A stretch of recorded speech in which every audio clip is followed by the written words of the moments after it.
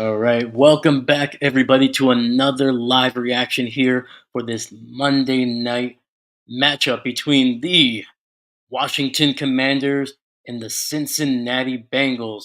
We were having some technical issues here. I could not get my mic to work, so we're a little late. We missed the kickoff. Don't worry, it was just down in the end zone. First couple plays have garnered 8 plays for Cincinnati. We're going to start out in the shotgun here on third down. Number 80 is in motion. Burrow scrambling up the middle and will slide down after getting the first down yardage. We are at 13 23, 13 22, 21, 20, 19. All right, just so you can sync it up here. Thank you very much for joining us. Apologies for the late start here. Hopefully that'll be working. Hopefully you guys can hear me. Yeah, should be working. All right. Burrow in the shotgun. Tight end to his left, hands it off to the running back. It looks like Zach Moss is only going to be able to gain 2 yards on the play.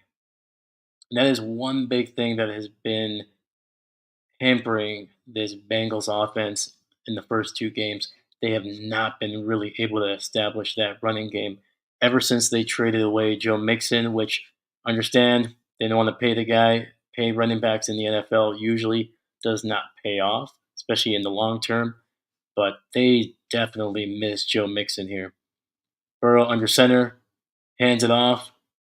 Zach Moss with a great gain. That's going to be about 15 yards, and that's going to be a big first down for Cincinnati here on this opening drive. It's going to get them across the 50-yard line.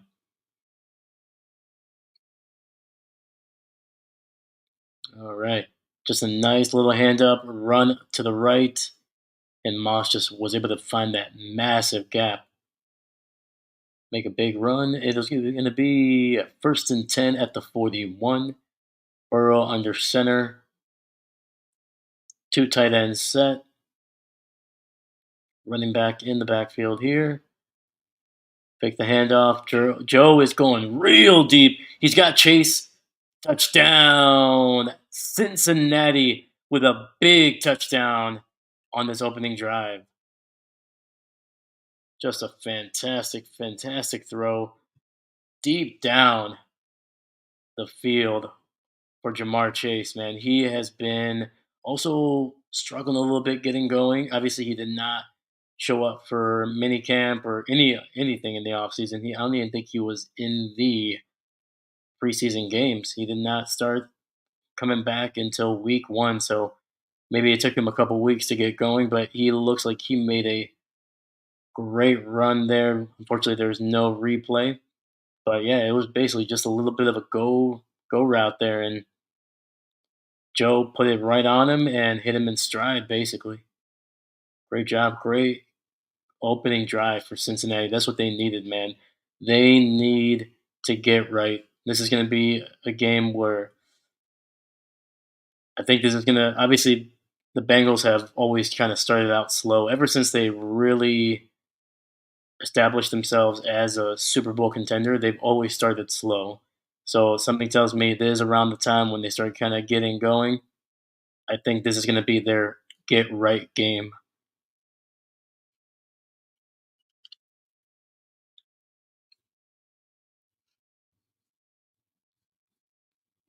Um,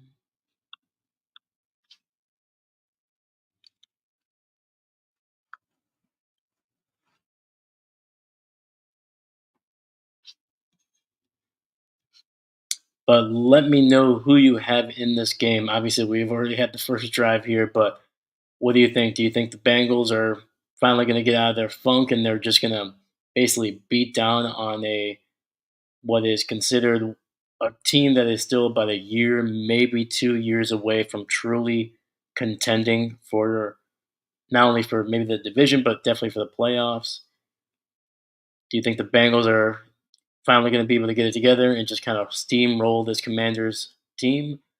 Or do you think it's going to be a little bit of a sweaty game and the Commanders are going to do what they did last week and just be good enough to hang around late in the game, and then when they finally need it, that young, athletic and very fast quarterback, along with some of the weapons that they have on that offense, they're going to be able to maybe put a drive at the end of this game to steal another win.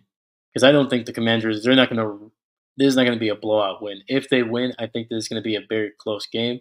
And it's going to be a game where they're going to have the ball at the end, and they're going to have to keep this game very close. That Commanders defense is going to be I think the key.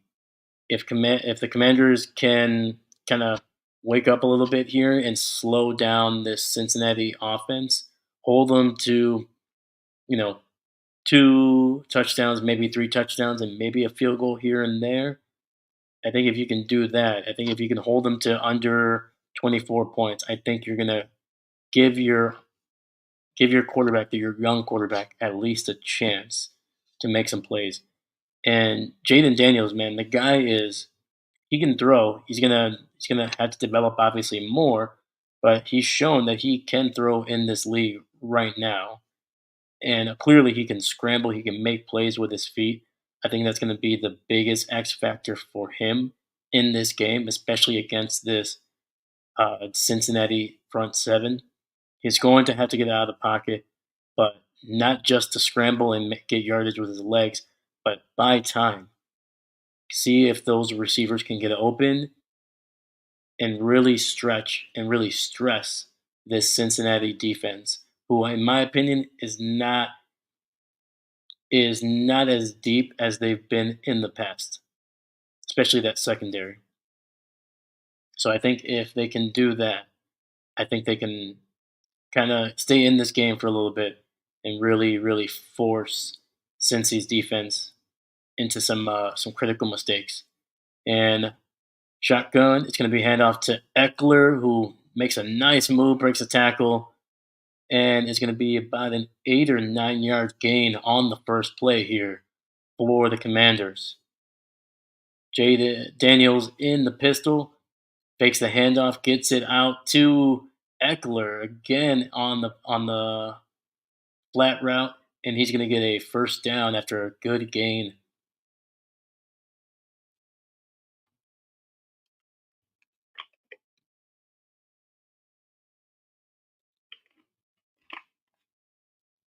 Washington here not getting into the huddle. They're trying to keep this Cincinnati defense on the field here with no substitutions. They hand it off to Robinson Jr., and unfortunately, it's not going to go anywhere. He might have lost a yard on the play.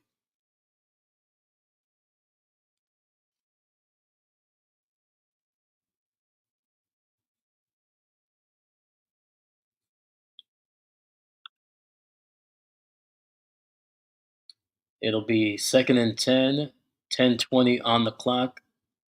Two running backs in the backfield with Daniels. One is going in the flat, gets the ball out quickly, breaks a tackle, gets through a host of bodies, and Eckler with a big run. That's about 15 yards, and that's going to be a first down for Washington. It was like a nice little motion. Basically, he was as soon as the ball was snapped, he was already in position for the screen pass and was able to cut it inside, break a tackle, get past that initial defensive line that Cincy had, and was able to make some yardage, quick yardage, man. And shotgun Daniels in the pocket, holding on, scrambling, and he's going to be able to get away from his man and made the most of it there. I thought he was about to throw it, but then he ran it. I thought he was going to take a hit, but he was able to almost outrun the defender that was cracking down on him.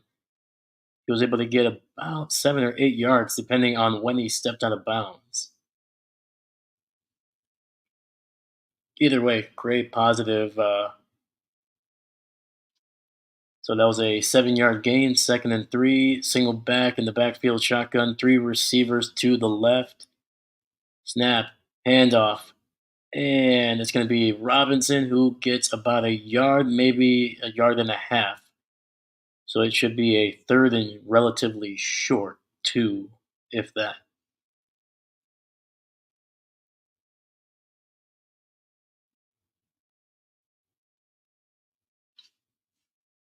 And the clock is rolling on 8:35, 8:34, 8:33, 8:32, 8:31, just so you can sync up with us here. So it'll be third and two, empty set. Jayden Daniels tries to scramble, big mistake, and he's going to go down for maybe a no gain. It might just be a run for no gain. He had see here. Let's see what was going on here. So yeah, as soon as he scrambled, those defensive linemen of Cincy, man, they knew what was going to happen. They closed that gap real quick. I think he had a little bit of time. It looked like he had somebody open down the down the sideline here, but young quarterback trying to make a play with his legs. They're going to go for it. It's fourth and two. Four receivers to the left. He's got a man down the field, and it's going to be number 12 who gets inside the five, and he's going to be very close to a touchdown.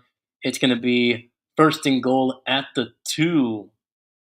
Just a great little crossing route, hit him in stride, and was just able to get up the field and maximize the yardage there. Was that, I think that's Christian McCaffrey's brother there. I forgot his first name, but yeah, he was in the slot, just got behind the linebackers there, and then just started running as fast as he could. Geno Stone was able to stop him just before he dove for that pylon. It'll be first and goal. Oh, strange formation there. There's about three different guys in the backfield. We had a tight end just off the line. We had a fullback, a running back, and then Jaden was in the pistol. But there's going to be a penalty on the Commanders. That might be an illegal shift there, or illegal formation possibly. See what this was.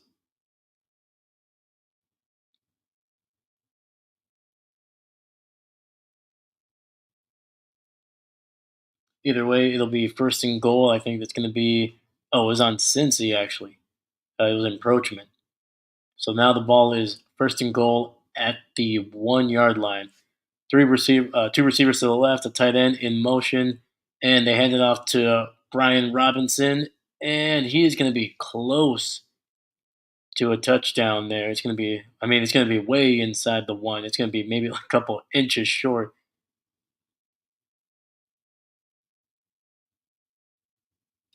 Let's see here, a replay. And I don't know. He might have gotten it. Once again, he's kind of spun around, so the ball was. See here. No, they kept him out for sure. But literally, I mean, they're about 5, 6 inches away from the goal line. I think it's going to be a quarterback sneak. Nope. Going to hand it off, and it's going to be a huge mistake. I don't understand what these coaches are doing with like a single back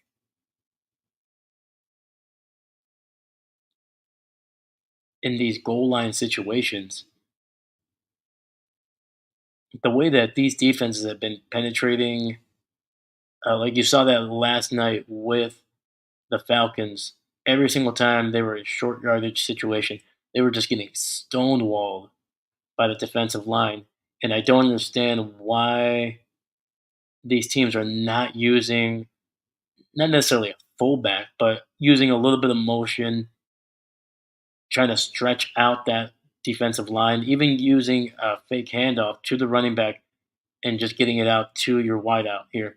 And it's going to be Robinson with a handoff in the shotgun, and he's going to just fly into the end zone there, completely untouched up the middle.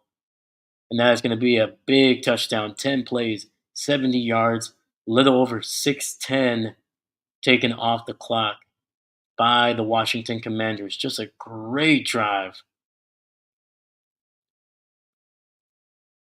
Might have been a little bit of holding on number 76 there, but eh.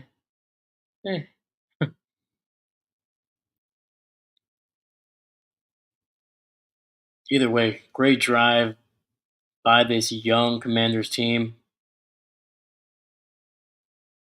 And they did it on third down. They got a couple third downs, maybe three third down conversions here. Obviously, a fourth down conversion. just leading up to that goal line touchdown there. So two impressive drives here from both teams on this Monday night matchup, man. This I hope it's like this the entire game. I want to see some good offense. Like the last couple of weeks, I love defense, man. I love the sacks, I love the picks, I love the hard hitting. But I think every once in a while, man, we need that. It just goes back and forth, touchdown, touchdown, touchdown, field goal, touchdown, field goal, field. Just a little bit of back and forth, man. Just kind of like some heavyweights throwing haymakers at each other. That's what I want to see. I don't know.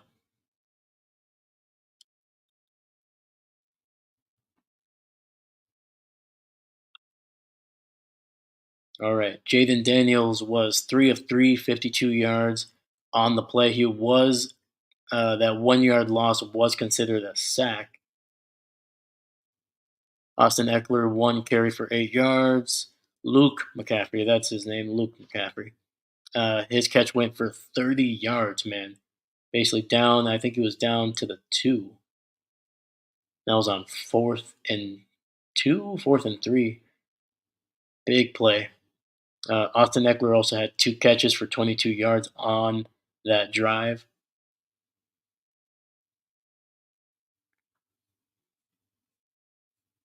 And Joey Burrow also 3 for 3, 50 yards and a touchdown.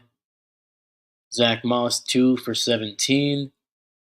And Jamar Chase had 2 catches for 42 yards, including that 42-yard bomb that he was able to haul in and bring it down into the end zone. And I forgot, we're both of these quarterbacks played for LSU in college, man. Joey Burrow, obviously first overall pick for LSU, and then just a couple, obviously this season, this past offseason, Jayden Daniels, man, the highest drafted quarterback out of LSU since Joey Burrow. So we got some Tigers uh, leading their offenses out tonight, man. That should be pretty fun.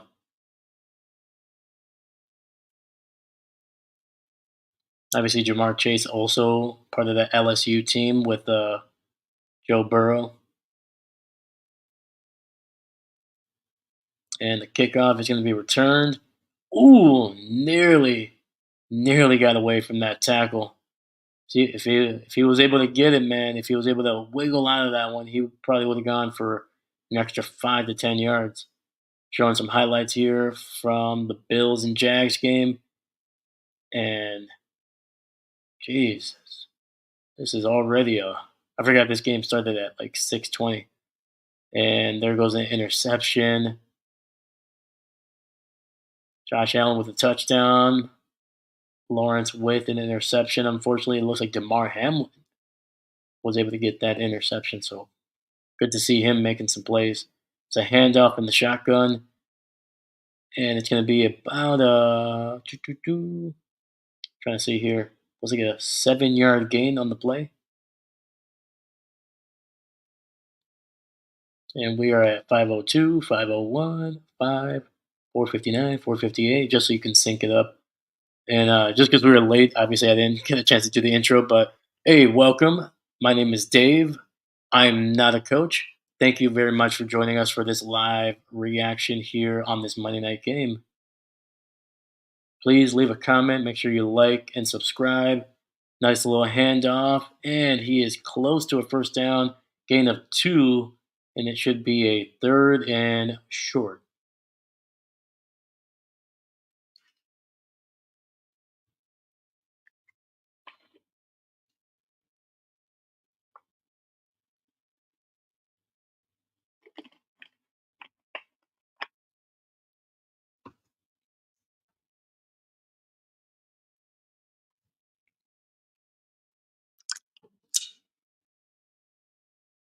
Joe in the pistol. Two receivers, two tight ends set, hand off to the running back, and I believe that's going to be Moss on the carry. Double check here. Yep, number 31. He will get the first down there after a gain of about 3 on 3rd and 1. Yeah, so far Buffalo is up 13-3 with 7:08 left in the half. Ball is at the 35, 1st and 10. Chase in the backfield in shotgun. He's motioning out. Quick pass to Chase, and he's going to get a big 15-yard gain and a first down for the Bengals. Yeah, they're getting him the ball very early in this game, and they're finding creative ways to get the ball into their best playmakers' hands.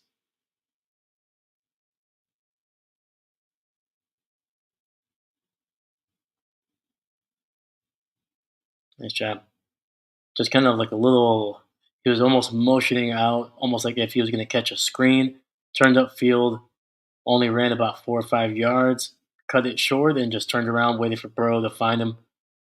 Gets the ball out to his outlet tight end, and he's going to get back to the line of scrimmage. That is number 83, All Junior. Joe was not able to find anybody deep. The pressure was coming for him, so he just dumped it down to his tight end.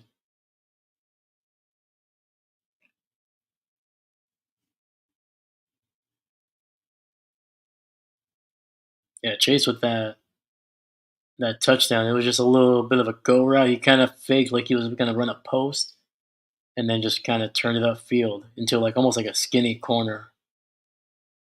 And shotgun gets it out to his wide receiver, Moss, who is going to go down after a gain of about 5, maybe 6 on the play. Right now, Joe is taking what's underneath. You can tell that the linebackers are dropping about 8 or 9 yards down down the field here, and they're just giving up about 5, 6 yards underneath. And Joe's just taking them, man. He's not waiting. He's taking a look, see if he likes the matchup, and if not, boom, just dump it down real quick. Keep the drive going. 3rd and 4. Washington showing a little bit of pressure. We'll see if they send anybody. And they do. They send 6. Joe finds his man.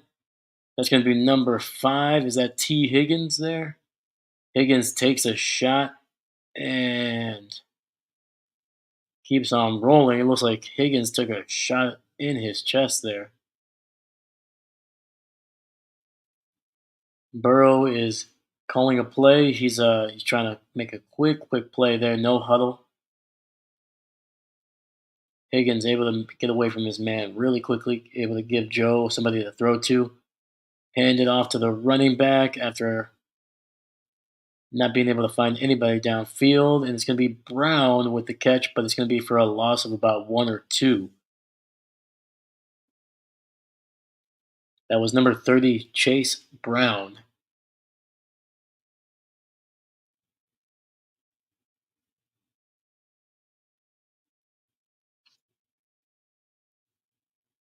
And it's going to be 10 seconds left in this quarter. I would be very surprised if they snap the ball. 4 receivers to the right, and they do snap it with a second. And Washington was expecting it. They nearly jumped the route. There was a little bit of a wide receiver screen. Number 0, Centenero, literally just completely jumped the route, nearly picked it off. Ball fell incomplete. Great play.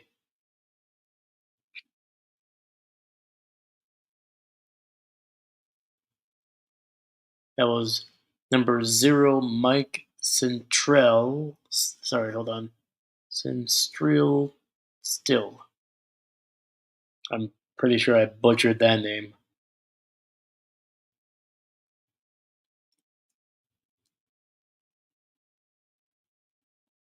But yeah, he made a great play on the ball there.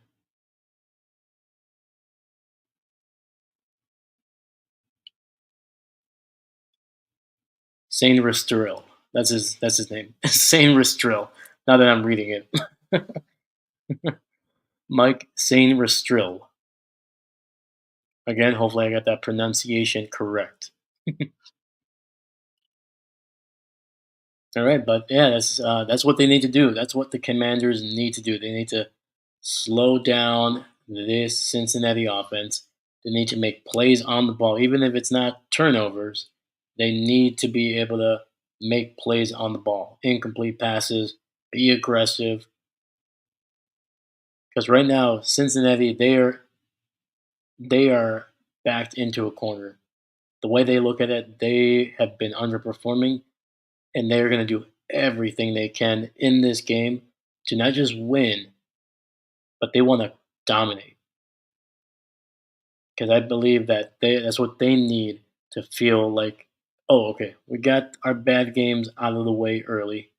Now it's time for us to be who we've been the last couple years, and that is a Super Bowl contender. Our quarterback is finally healthy.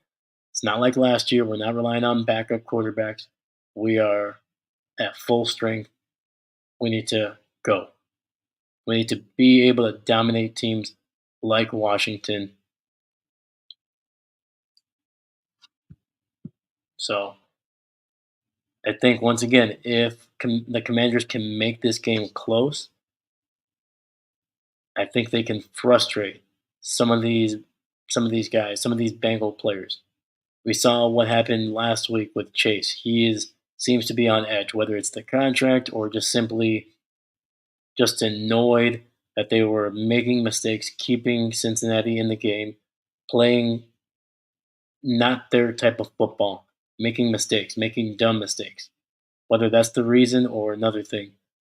If the Commanders can make it close, they can possibly frustrate this Bengals offense into some mistakes. And quick throw deep down, and once again the Commanders making a play on the ball. It was a great throw by Burrow to his tight end deep down the field, and the Commanders were just able to punch that ball out, force an incomplete pass.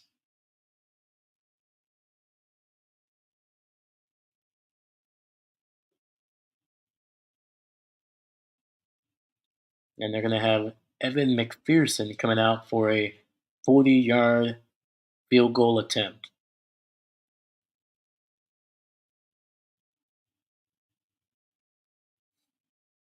Field goal is up, and it's going to sail wide left. Just a little bit of a, I wouldn't call it a shank job, but that thing was going left the entire way. Yeah, that thing sailed on him.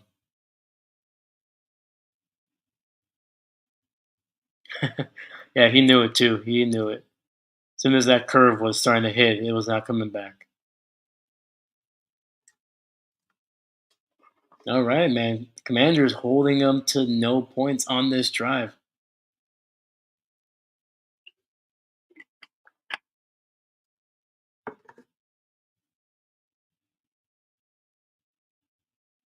But yeah, just a few talking points here leading up to this game. Let me bring it up.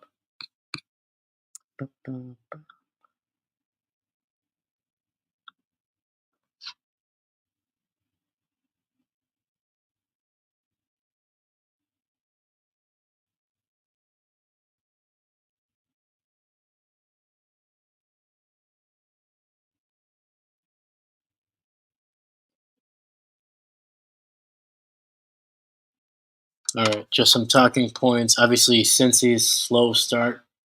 We've talked about that a little bit here. But the one thing that and kind of touched on this, they have struggled to establish the run this season. They traded away Joe Mixon to the Texans, and they have yet to find a running back to be able to not just fill the void, but even the full production of their running attack has not been where it should be. I'm pretty sure both of their games they had less than I would say 120 to even 110 rushing yards. I'm gonna have to double check here, but their running game has not been great. Zach Moss has been basically their number one running back, and in both games, let's see here, against New England, uh, he had just 44 rushing yards, and against Kansas City, just 34 rushing yards. He didn't add a whole lot to the receiving. His combined total in receiving yards for both games combined is just 30 yards. So nothing to kind of hang your head on and say, "Oh, he's making some he's making it up in the receiving game." And the Bills are just smacking the Jaguars right now. It is 27-3, and there's still 2 minutes left in the second quarter. Gee. Yeah, I don't think it's going to be the Jaguar season this year, man. The way that they have come out, they look absolutely flat. And I know they were close in week one. It was that fumble that really kind of did them in, but ever since then, and it's going to be a handoff by Jayden Daniels in the shotgun, and Brian Robinson just muscling his way for that yardage. Great job, man. Gain of 7 on first down. And hurry up, kind of no huddle. Daniels in the pistol, Robinson in the back three, receiver set to the right, fakes the handoff, trying to get to the edge here, and he's going to come close. He stays in bounds, and if he didn't step out, he got the first down by about a yard. And they're marking it to first down. Heck yeah. I mean, he was almost wrapped up. He kind of spun him around, but he was able to get away from the tackle, keep his feet in bounds, and make a play. And he had a man open down the field. Yeah, if he finds that tight end, it looks like it was Sinet. If he found him and hit him in stride, it's about a 30-yard gain at least. Shotgun gets the handoff, and Robinson slips and is taken down for about a no gain on the play, maybe a loss of one.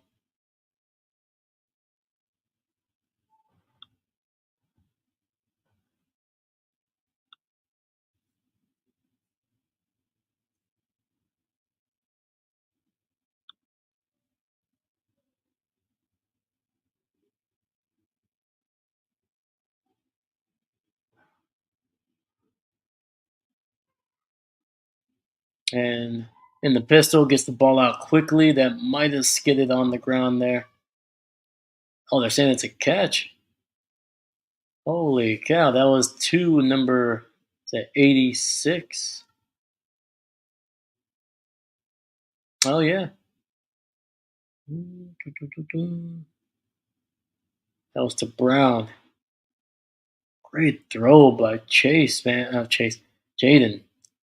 Just a great throw, man. There's a linebacker in coverage, but the ball was just so perfectly placed and so fast. Didn't have a chance to even make a play on the ball. Shotgun, three receivers to the left. Has some pressure, but is going way deep and overthrows his running back. That was for Scary Terry there.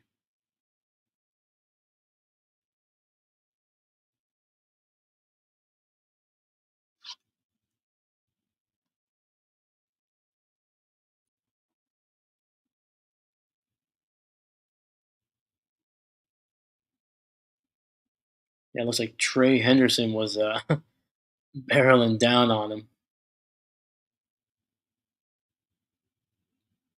And with 12:15 left in the second quarter, it looks like the Commanders are going to use their first timeout of the game.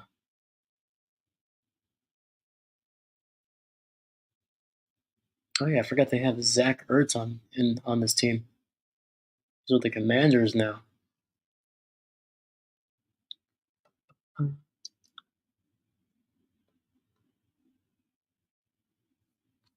Yeah, now that we have a little bit of a commercial timeout here, yeah, against the so Cincinnati rushing in week one they only had 70 rushing yards against New England, and granted, New England's defense is not bad, but I think they've shown, at least through the first 3 weeks, they're not as dominant as they've been in the Belichick era. And I think a little bit has to do with obviously a new coach, new system, and definitely new players. Just anytime there's that much of a change, there's always going to be a little bit of a learning curve on both sides of the ball. But yeah, just 70 yards against the team, that's it's gonna be tough. And it's not like they were dominating over the air as well. They did not throw the ball that well in week one. That was just a god awful game for Cincy. All right, let's look at week two here. Come on.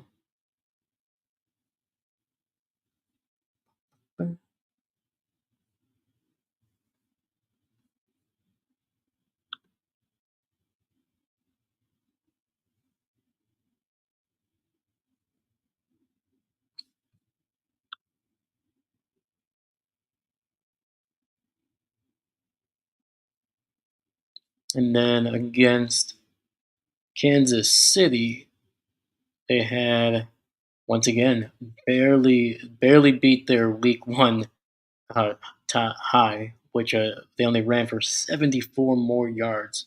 Sorry, 74 yards against Kansas City. So 70 in week one and then 74 in week two. That is not good. I'm pretty sure the Packers had more more rushing yards in a single quarter against the Colts in week two than so far Cincinnati had in their first two games.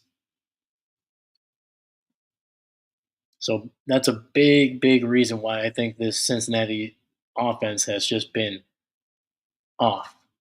It's not just, Chase Young not being at practice. It's not just their penchant for just starting slow throughout the season, throughout the last couple seasons. It's they're not balanced.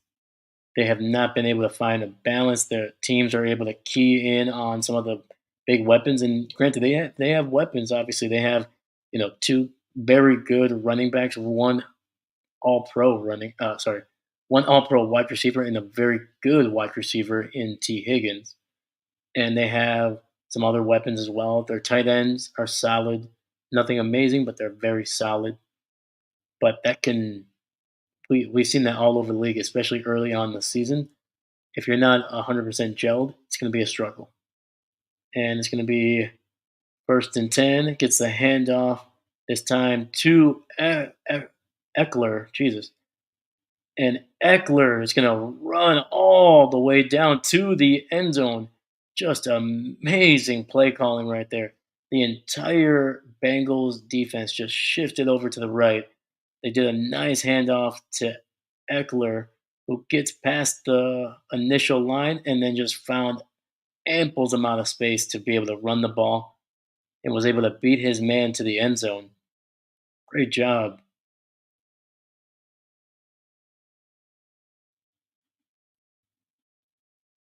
And oh boy.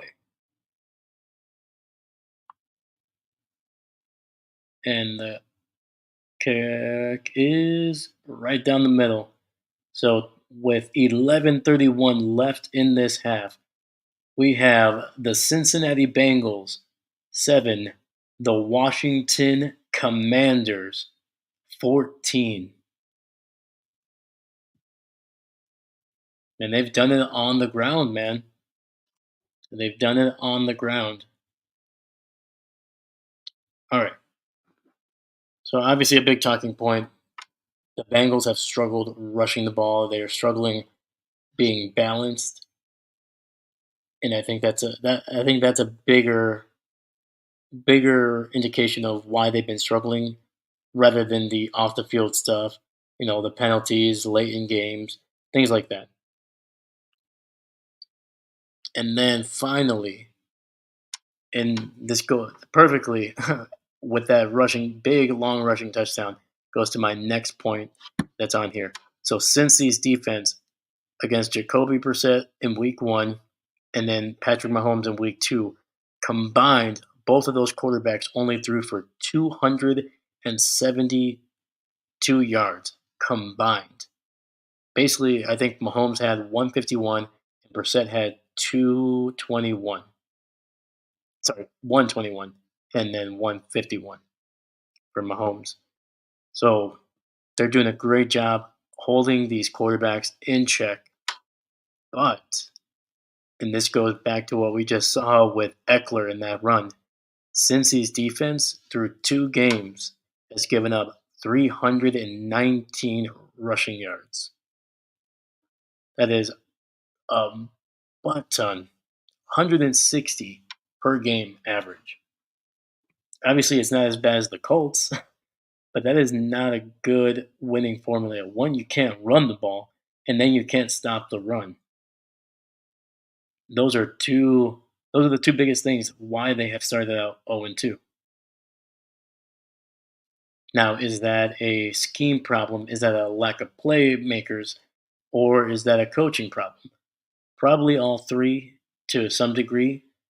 But at the end of the day, those are fundamental things. Those are things that even maybe not being able to rush the ball and maybe stop, but stopping the run, that's a big thing. You look at the amount of defenses that have maybe not top three, but usually in the top 10, they are making the playoffs.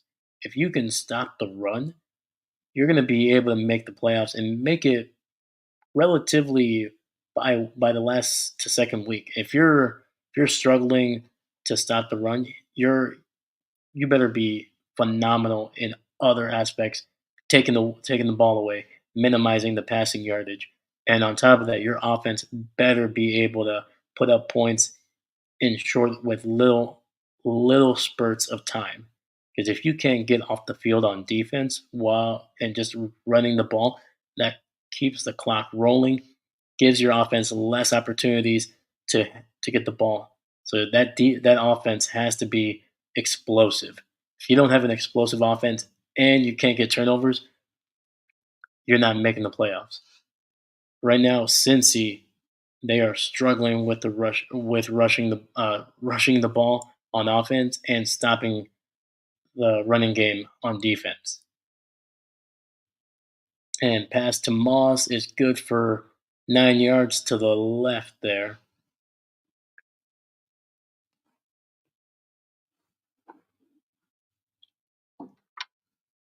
So so those are the keys for Cincinnati in this game. They need to be able to find a rhythm in the running game on offense.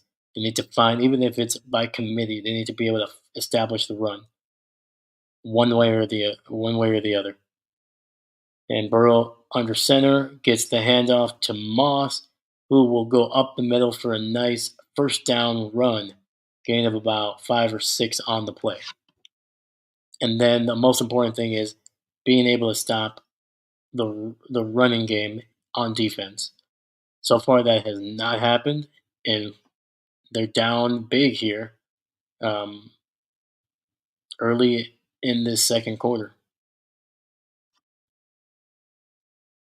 And I mean, they've been giving up some big explosive runs to the Commanders here in this game. Burrow in the shotgun gets the ball to, I think that's Chase Brown. Big explosive play up the middle, man.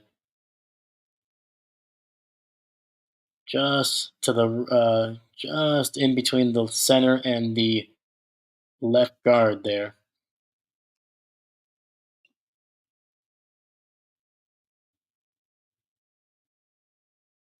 Ball will be inside the 45 down to about the 42 of Washington.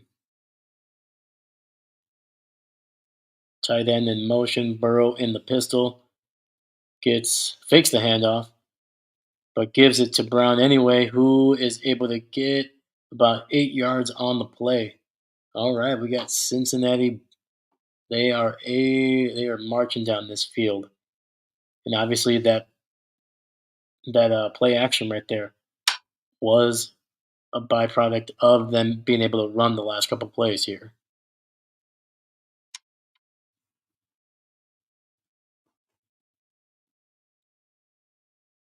Under 9 minutes left in the half. Burrow in the pistol, tight end in the backfield along with a running back. Two receivers to the left, and they hand it off to Chase Brown, who will get about half of the yardage that they needed. So it should be 3rd and 1.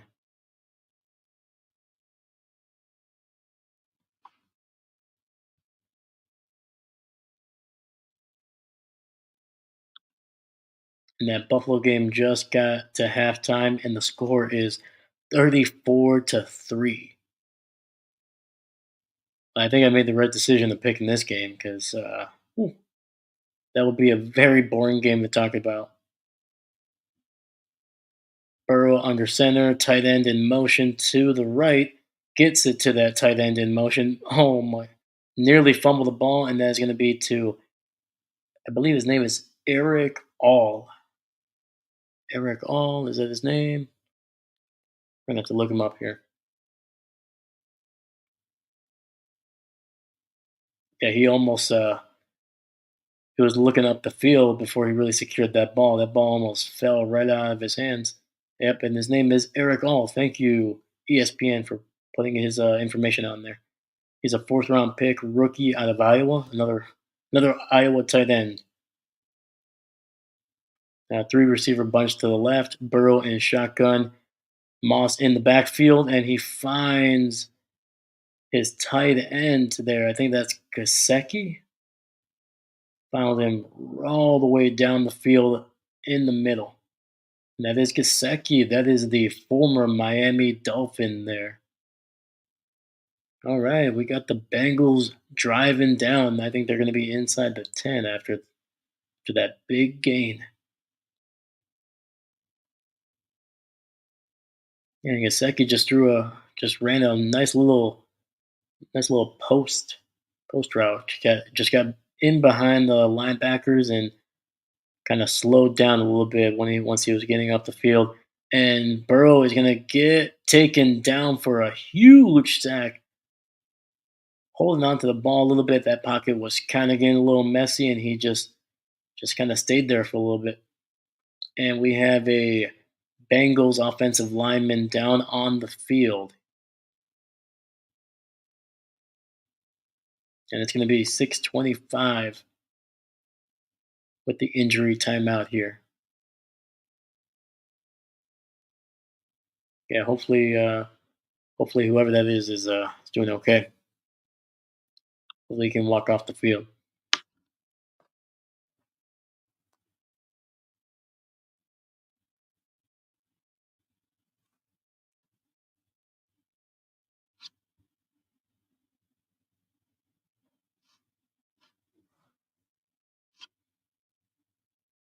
But yeah, we have a game here, ladies and gentlemen.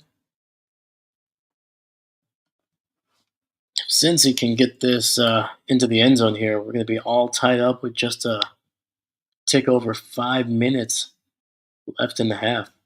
Just enough time for maybe a drive or two for these teams. But yeah, that Buffalo. I mean, I'm not surprised by the score. I'm just surprised it only took them a half to get to this point. I thought this score would be maybe towards the end of the third quarter, maybe to begin the fourth. Yeah, let's look at the while we have an injury timeout. Let's look at the stats. Let's look at the box score of that Buffalo game. So Trevor Lawrence. Oh Jesus. So Trevor Lawrence is 10 of 22, just 59 passing yards, zero touchdowns, one interception. He's been sacked only once. And the running game, they have 17 carries between all the running backs and only 19 yards. So between the quarterback between passing yards and their rushing yards, they barely have 70 yards of total offense in a half.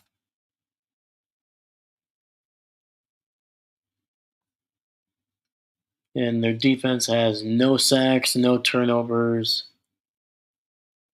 All right, let's look at Josh Allen. Josh has already thrown the ball 28 times. in this first half of play against Jacksonville. And unfortunately, it's going to be Trent Brown who is injured and he's going to be unfortunately carted off the field. I wonder what it is. I don't know. See what he's holding. It looks like he is holding his knee. So yeah, he was engaged in a block. Nobody touched him. It was just kind of as he was stepping, and unfortunately, just went down. So it's not usually a good sign. So it looks like it's going to be the Bengals rookie tackle who's going to take over on that right side. And shotgun, two receivers to the left. They hand it off to Moss, who goes up the gut and gets to about the 9-yard line. Going to be inside the 10 for sure. So yeah, Josh is 22 of 28, 247, and 4 touchdowns in the first half. I mean, if I was them, I would see if you can get to 7 or 8, man, break the record.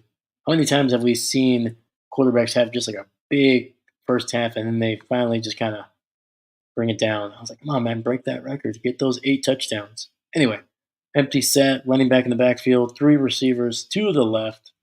Chase all by himself, and a miscommunication between Burrow and his wide receiver. His wide receiver was running a little bit of a slant or kind of like a little post inside, and Burrow was expecting him to go outside.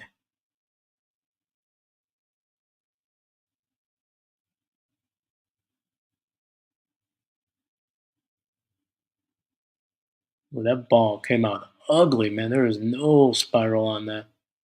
I think Burrow was just throwing that ball away, actually, because the safety was coming down hard on that target. So I don't think Burrow wanted to risk getting intercepted here. So he just said, "Throw it away. Let's get some points on the board." And McPherson goes right down the middle, making it 10-14 Washington. And we have 5:25 left in this half. So just enough time, plenty of time for the Commanders to potentially put up another score here just before the half.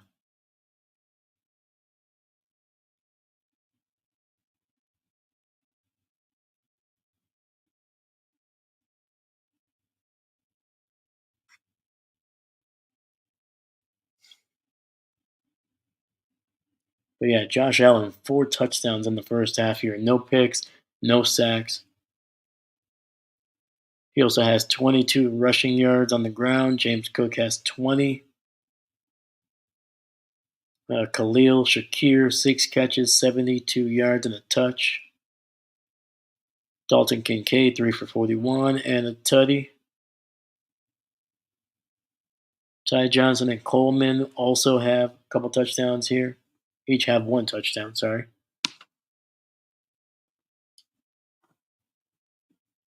And the Buffalo defense, 1 sack, 4 passes defended, and only 2 hits on the quarterback. So at least in terms of hitting Lawrence, they haven't been able to do that a whole lot. But something tells me there's a little bit of pressure on Trevor Lawrence tonight. And if they lose this game, there's going to be a lot of pressure on him too. Outside the game, man, he is. I mean, they have been underperforming since last season, man. I think the last 8 to 10 games they were just god awful. And now, by the looks of it, they're about to start the season 0-3.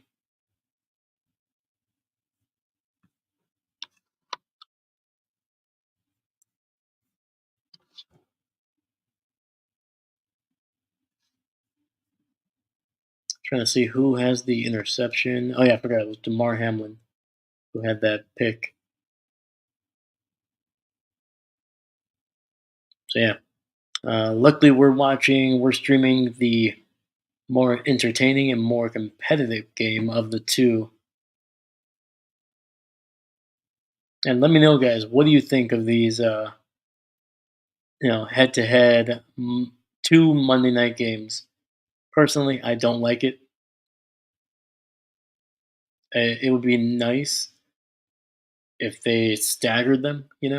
Maybe by the end of one game, you're beginning of the other one, which wouldn't be too bad. But in which I know they basically kind of did that a little bit here. They started the one game an hour earlier, but I just don't feel like that's enough. And you're basically forcing people to choose between one or the other, and that assumes that you have access to both games. But I don't know. If you're gonna do this, have every game. One can start at 3, kind of like the game of the week that Fox does and the CBS does, and then have a Monday night game. And granted, I know it's a branding thing. If you start one game in the afternoon, is it still considered Monday night? But I mean, nobody's gonna care. And quick pass to number 85 for the Commanders here, and it's going to be a gain of 5 on the play. Clock is rolling, going to be under 5 minutes. We have, looks like a wildcat here. Robinson takes the snap at the position of quarterback, and he will get about 4 yards on the play. Taken down a little awkwardly. I thought he got hurt there for a second, but luckily he was able to pop up. So it should be 3rd and 1 for the Commanders here. Clock at 4:30.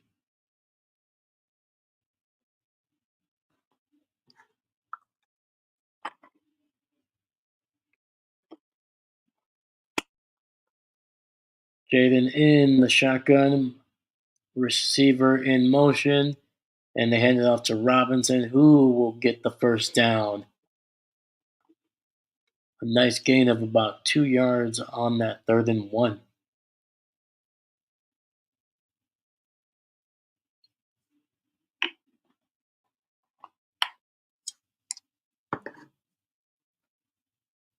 Ball is going to be at the 36.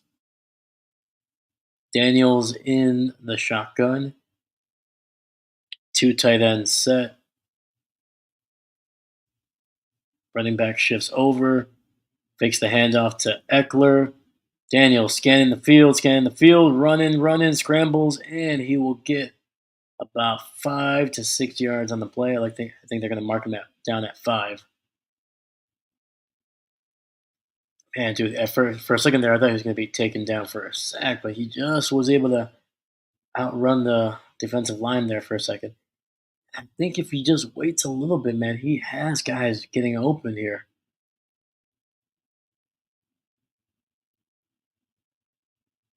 I think he's a little too quick to scramble. He's not really scrambling to buy himself more time to find somebody. He's just scrambling to get yardage. And he launches one deep down the field. He has Scary Terry wide open, and he is down inside the 5-yard line. Huge, huge pass. Oh my God, that was a beauty, man. Holy cow. And McLaurin just with a beautiful route, man. Just being able to beat his man with that second move.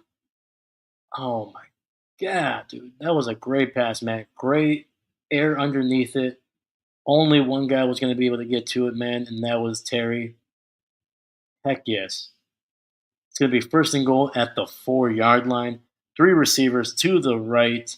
Hands it off to Robinson, who, oh no, it's a option, and Daniels keeps it. Nobody went with him, and he is in the end zone for another touchdown. Oh, heck yeah, man. Oh, yeah, dude. Jayden Daniels, he's feeling it tonight. A little shimmy in the end zone there. Woo! My dude even skipped into the end zone. I love it. Heck yes. 2:04, so the Bengals will have the 2-minute warning. Extra point is up, and it is good. With 2:04 left in the half, we have ourselves a little bit of a surprise. It is the Cincinnati Bengals at home 10, the Washington Commanders, led by their rookie quarterback, Jayden Daniels. They have put up 21 points on this Cincinnati team, and they have done it on the ground on their first two drives, and now they have done it through the air on this last drive. Holy cow. That route by Terry, man, just beautiful, man. The speed to be, first off, he was looked like he was going to go outside. There's going to be a nice little skinny corner, and then he just made a nice little move to get inside, and then just put on the burners, getting past the his man there, and Daniels just put it on him, man. That was a beautiful throw, man. That's one of those where you see that's like a Aaron Rodgers, Joe Burrow kind of throw, man. You just knew as soon as that ball left his hand, it was only going to be one of two things. It was either going to be incomplete or it was going to be perfectly on, man. There was no that thing was not going to be underthrown. Let's just say that. Just the way he threw it, man. You could tell that that was going to be a big play. I've seen it with Rodgers, and I'm not comparing obviously Daniels to any of these guys, but you just know a good throw when you see it, and that was a damn good throw. So Burrow gets the ball at the 30. They hand it off to Chase Brown, who gets popped after getting a first down here, and it's going to be a 2-minute warning. Man, the collision on that was so hard that the defender literally kind of did like a Elway helicopter spin. Ooh, I like it, man.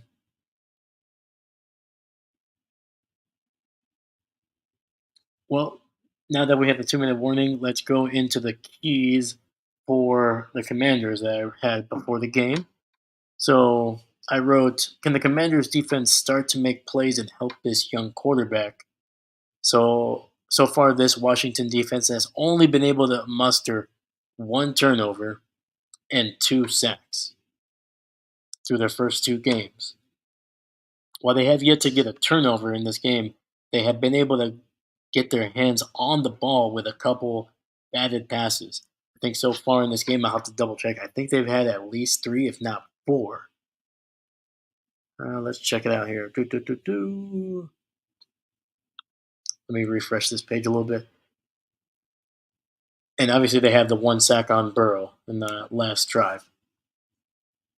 Didn't stop them from scoring a field goal here, but I mean, Bengals didn't score a touchdown. So,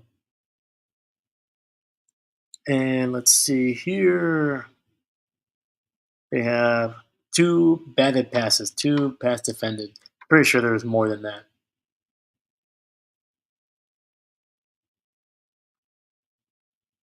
I don't know. To me, I think they should be having. I think there should be at least three there, but anyway, once again, getting sacks, causing turnovers. Those are the things that this Commanders team needs to do to be able to help out that offense. And then my second point was, can Jayden Daniels finally take flight and lead this team to victory through the air? They can run. They have enough weapons in the running game, but if you want to be able to compete with some of the top play teams in this league, like the Bengals, like the Chiefs, you know, I was gonna say the Cowboys, but maybe not them right now. I was trying to think of teams in their division, but they're not. Their division has been a little up and down. But the 49ers when they're healthy, the Packers, the Lions, you have to be balanced. You have to be able to. You don't have to dominate on both fronts. You don't have to dominate through the air and the run. Obviously, that helps, but you have to be able to have a threat. And through the first two games, Jaden Daniels hasn't been a massive threat through the air. And Burrow throws wide open chase and a great catch and run there. Caught the ball at about the 45 and was able to get down inside the 40. And once again, they are under 2 minutes. They're not using their timeouts yet. They have three timeouts. Clock is at 1:30. They're huddling up, so they're taking their time. They're not rushing through it too much. And I'll get to my points later on. And it's a handoff to Moss, who gets away from his man, and it reverses field, and is able to get the first down. It's a big 11-yard gain, and he's able to get out of bounds as well. Stops the clock. So Moss started out on the left side there, was going to run to the left, but then immediately was met with a 320-pound defensive lineman, got away from him, reversed the field, and was able to turn up and get about 11 yards and a first down. And even Joe Burrow throwing in a block. Let's go. Joey Burrow, man. He's not afraid to get in there. But let's not do that too much, Joe, okay? We need you healthy, man. And once again, they hand it off to Moss. Similar play to last time. He runs to the left and is kind of stonewalled after about 2 yards. Clock is rolling, going to be under 1 minute. Gain of 2 on the play, so 2nd and 8. Obviously, the Bengals are hurrying it up this time, no huddle. And it's going to be a timeout for Washington. They use their second timeout.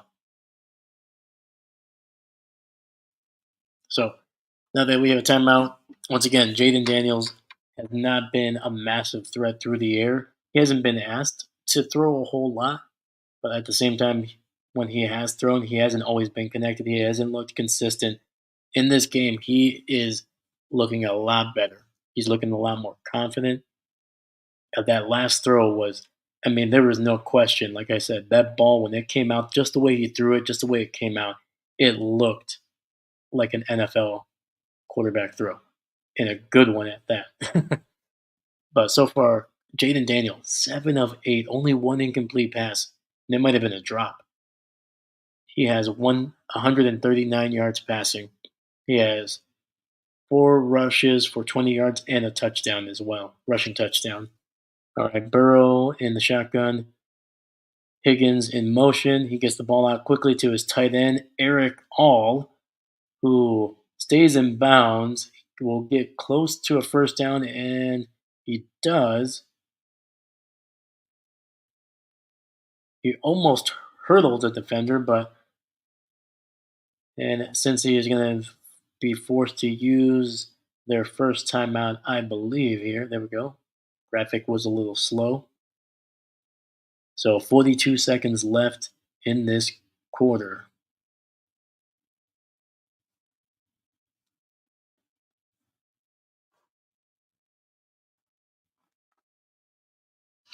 And if you're just joining us, again, my name is Dave. I am not a coach. Please make sure you like, subscribe, make sure that bell is turned on so you know when I'm going live. We're going to be trying to doing as many games as we can this season. We're going to be doing every primetime game, every Packer game, and we're just going to have some fun. We're going to be watching our football. We're going to hopefully get some more people in the chat so there's a little bit of back and forth, a little bit more excitement in between plays and timeouts. But yeah, let me know if you like it. Please leave a comment. If you don't, leave a like as well, or leave a comment at least. Hey, I'm not afraid of criticism.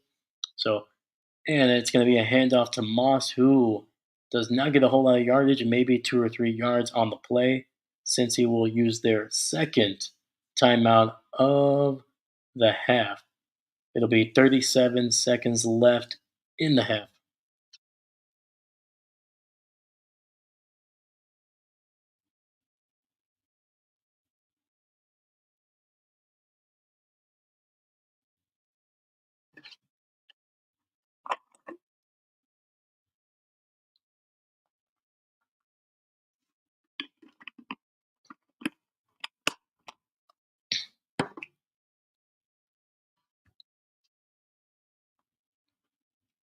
All right, we have a 2nd and 6 at the 13-yard line. Burrow in shotgun, trying, scrambling, moving, trying to find a man, and unfortunately Moss cannot haul it in. The ball was a little out of his reach. I think Burrow was kind of telling him, "Hey, man, turn upfield, man. Get to the marker. Get that first down."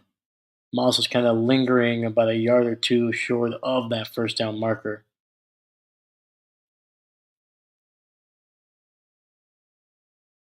But Burrow was definitely getting chased, man. There was definitely a guy coming after him. So it'll be 3rd and 6 at the 13. Three receivers to the right, running back in the backfield to his left, tight end in motion, and him and Chase are trying to connect, and I think it's going to be incomplete. It looks like Joe threw that ball low and short, and I think it caught Chase by surprise a little bit there. And with 26 seconds, they're going to go with the kicker on 4th down. So Burrow and Chase not on the same page on that last play.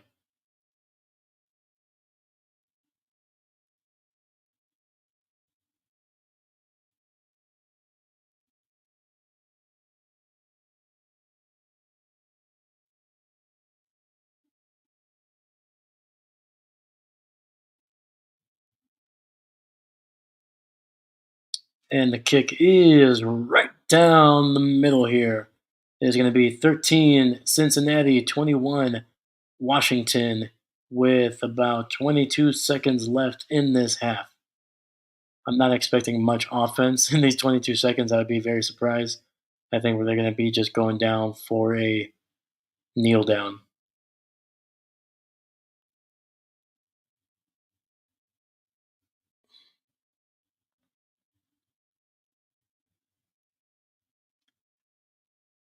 I think I know why the Bengals are struggling so hard, man. Burrow has to cut that hair off, man. What the heck was he doing with the tips? This ain't 2002, man. Come on,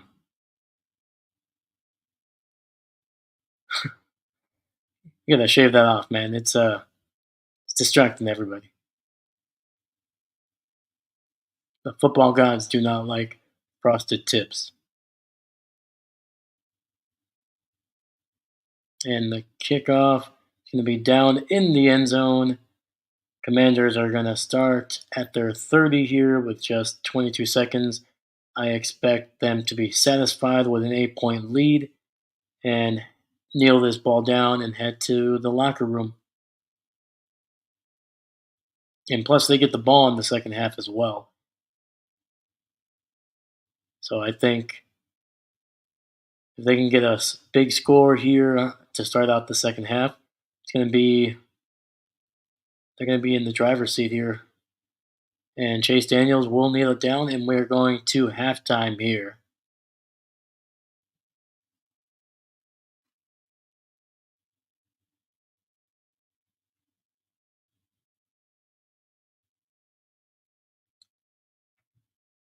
Once again, I wouldn't say this is a shocking score. It's still a one possession game, but man, dude, I just love what we're seeing out of that Commanders offense, man. Seeing Jayden just kind of look a lot more comfortable commanding this offense and just being very comfortable. Once again, I think he still needs to work on not giving up on a play so quickly and just scrambling for yardage. Like once again, buy yourself some time. If you can find some space outside of the pocket, keep your eyes downfield because he's missed a couple guys that are open. If he's able to get out by 2 3 seconds, settle his feet, and deliver a ball that we know he can. Clearly, he's shown that he can deliver a ball even way deep down the field. If he can do that, those runs of 5 or 6 yards that he's barely getting can turn into 15, 20, 25, maybe even 30 plus yards through the air. And I don't know, man. You're starting to see why Washington took him so early. The arm talent is there. The accuracy has been solid in this game. It's been very good actually, and clearly his athleticism, being able to rush and run the ball, has really shown throughout the entire season. But man, he's impressed me, man. I haven't really gotten a chance to see him in those first couple games, just outside of the highlights, and he always looked solid. But you can tell he was still trying to adjust to the speed. He didn't look completely uncomfortable. I think the team was also struggling overall, and I think that didn't help him. But so far, man, they have given him time to throw. He's had basically almost as much time as he needs. I think the only sack that he had was when he kind of bailed on the pocket that was still relatively clean. He just bailed on it early and, you know, got caught. Let me see here. The running game, again, the running game has been very good. So right now, the Commanders have 67 rushing yards. 32 of those are from Eckler, and Jayden Daniels has 19 of those, and then Robinson has 16. So they have been solid. They're on pace for, over 130 yards against this Bengals defense, who, like we talked about earlier, they have proven, or they have shown at least, not proven, but shown early on this season, they are struggling at stopping the opponent's rushing. They gave up some big yardage against um, the oh my god the Chiefs in week 2, and they gave up even more yardage in week 1.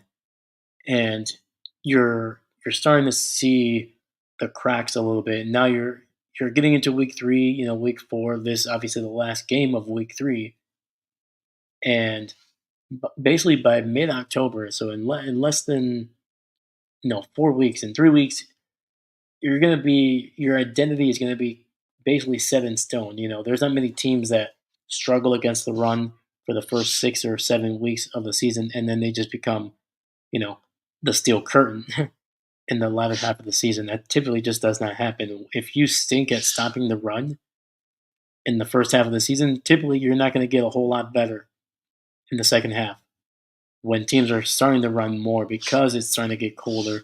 The running backs are starting to feel a little bit more. They feel themselves a little bit more. The offensive line is starting to get a little bit more physical. Typically, that does not happen. You don't really get much better as the season progresses. As a Packer fan, I know that. Trust me, our run defense is only typically when it's bad, it only gets worse as the season goes on, especially in the playoffs. So so once again, hopefully Cincinnati can fix this, whether it's bringing in some guys, changing a little bit of the scheme, running more stunts a little bit, things like that. Because right now they are struggling to get off the field, and that is not helping a struggling offense. You're seeing Joe Burrow, you're seeing Chase kind of not being able to get into a rhythm. I mean, Joe Burrow has barely thrown to any other wide receiver outside of Jamar Chase tonight. So he has hit Gasecki for 1 catch for 17 yards. Eric All has 3 catches. Zach Moss has two. Um, Running back Chase Brown has two. So literally only outside of Chase, who has 4 catches for 80 yards and the touchdown, Higgins and trying to see, Los Ivas, number 80. That's another wide receiver. Him and Higgins have combined for just 2 catches for 22 yards. That's it. Otherwise, it's tight ends and running backs and Jamar Chase. And Jamar Chase is talented. He can run many different routes. But once again, you can kind of see that him and Burrow are not always on the same page, especially with that last throw. And at the same time, you're not always going to be able to get to Jamar, man. The defense is going to double team him. They're going to shade, the coverage a little bit more to his side. So these other guys need to get open down the field. And when your defense can't get off the field, that's going to make it even harder because you're not getting into a rhythm on offense. And we've already talked about how Bengals have not been able to establish the run either. So when you can't run the ball, you can't get on the field, you're being forced into passing situations, and your other wide receivers are not stepping up. They're not making plays, and that's what you're seeing throughout these first 2.5 games for Cincinnati.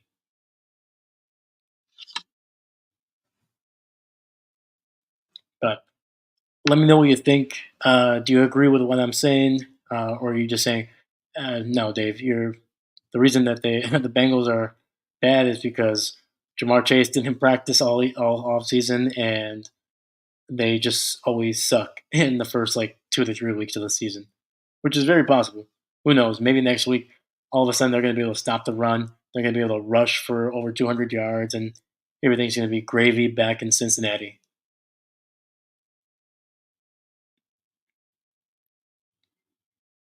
Just showing some highlights. Man, dude, Barkley is just he's having his self a season so far with the Eagles, man.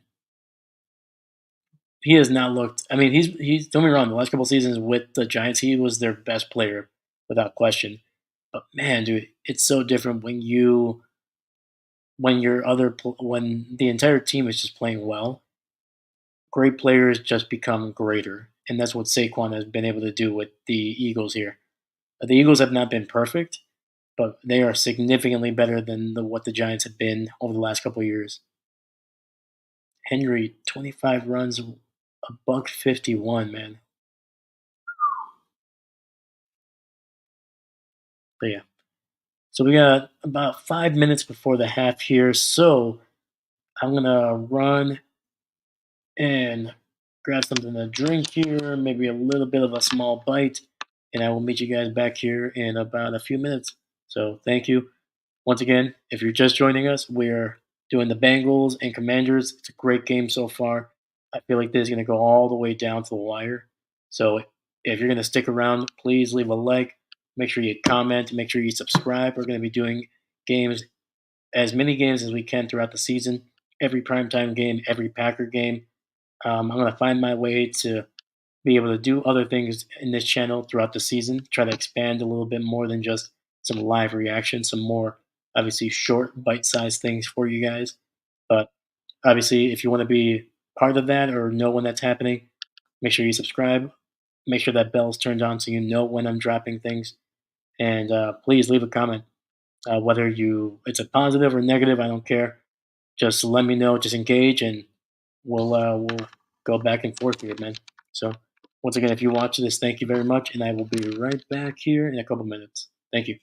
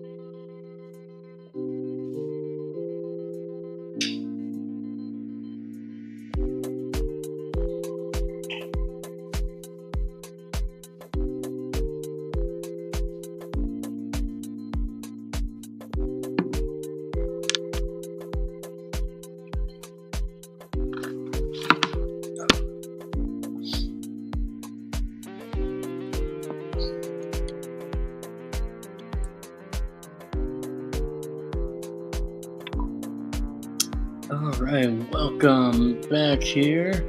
Looks like my my stream, not my stream, but when I'm streaming the game, unfortunately it froze here.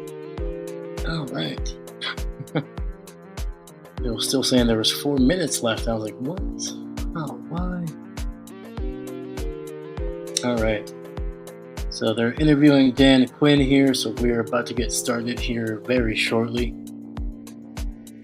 All right. Oh, it looks like I missed a little bit of time here. Oh, great. 2nd and 5. In the shotgun, getting it to his tight end. He will be about half a yard short of the first down. Man, that was a quick 4 minutes there.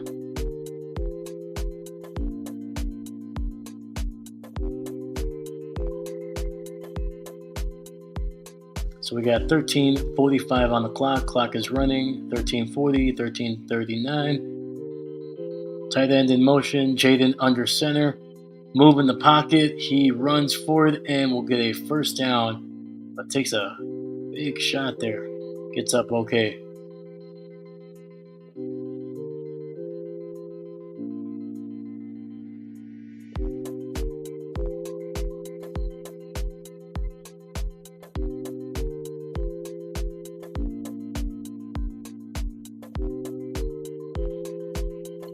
All right, 1st and 10 at the 21.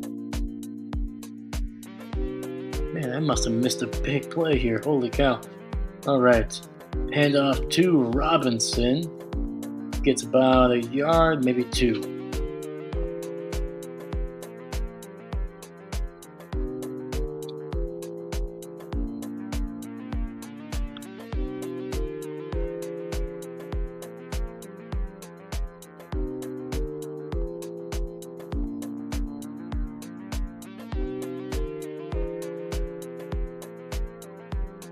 It was a big return. That's what I missed.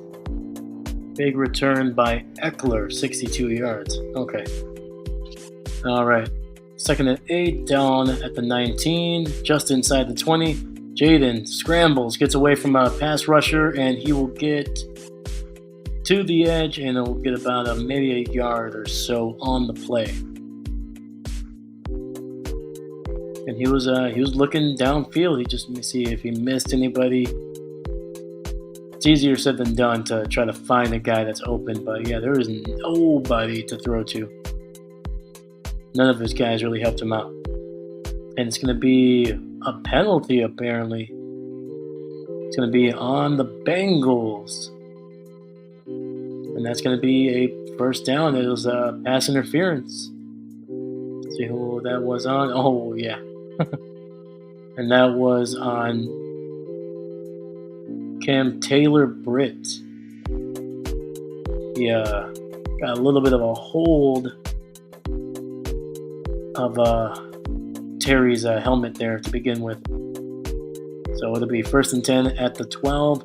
Gets the handoff down. It's going to be inside the 10 down to the 9 there. Great strong running. And I believe that was Eckler on the run. Gain of 3.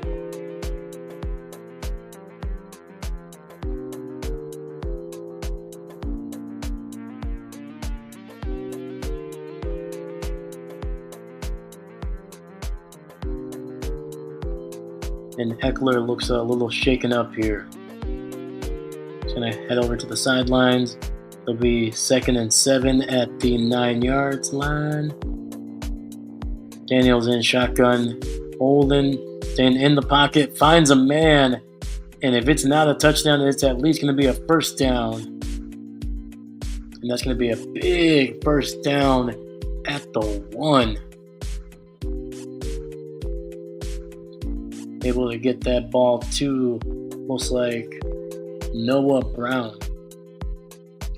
So 1st and goal at inside the 1. They hand it off to Robinson, who is initially stopped, and he's going to be able to muscle his way through maybe.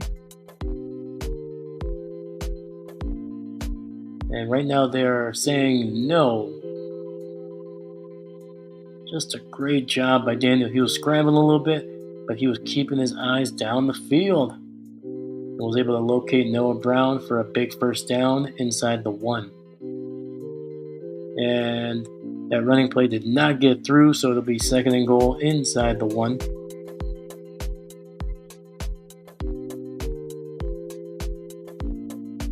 I wish they would stop showing the coaches here. There we go. We got a fullback in the backfield. Daniels in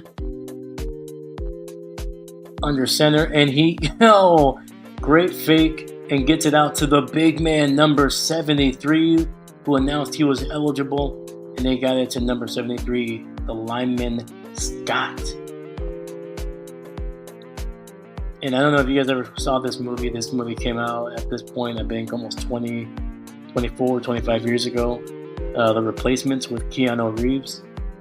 It had John Madden, Pat Summerall in there. And John Madden had one of my favorite quotes in that movie. He was, you know why I love a big man score?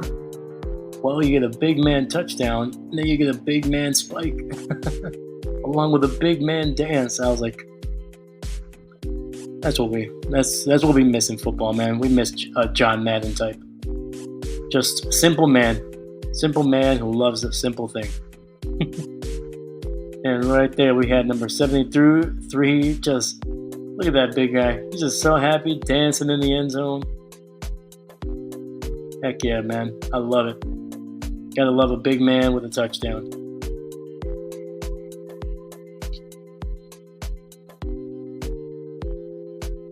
And I just realized that I still have the music playing here.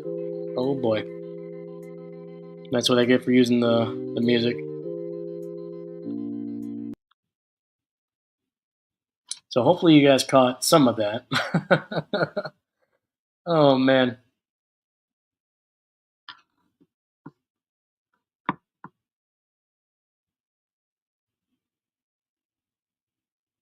Well, that's always a little bit embarrassing, but we're uh, we're making it through here. We're making it through. But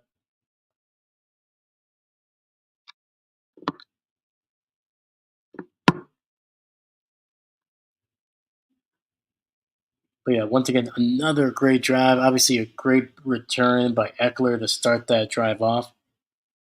And right now, man, we have ourselves a little bit of an upset. Obviously, Cincinnati was coming in 0-2, but I don't think anybody was expecting the Commanders to be up by 15 points here. With, granted, there's still a whole fourth quarter and 9 minutes here, but man, they are they are putting it on the Bengals here, man.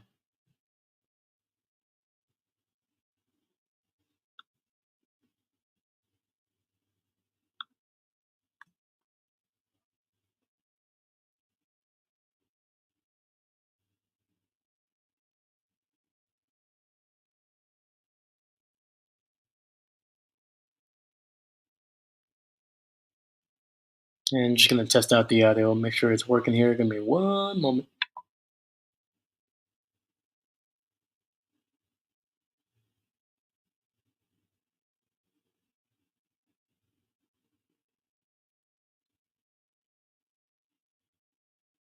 For the first thing, he was scrambling a little bit, but he was keeping his eyes down the field.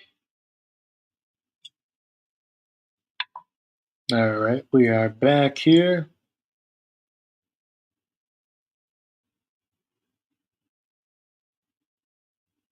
And the kickoff does get returned, but it is not going to be a very positive return there. Just a nice little block and leak out by the big man there. That's a that's a play that you would see a lot in Green Bay, but the man that was doing it was usually Mercedes Lewis, a tight end. They loved Rodgers loved to get the ball to him in that way, especially down inside the 5. And a big run to the left there by Chase Brown. Big first down. So far, man, we got 28-13 Commanders.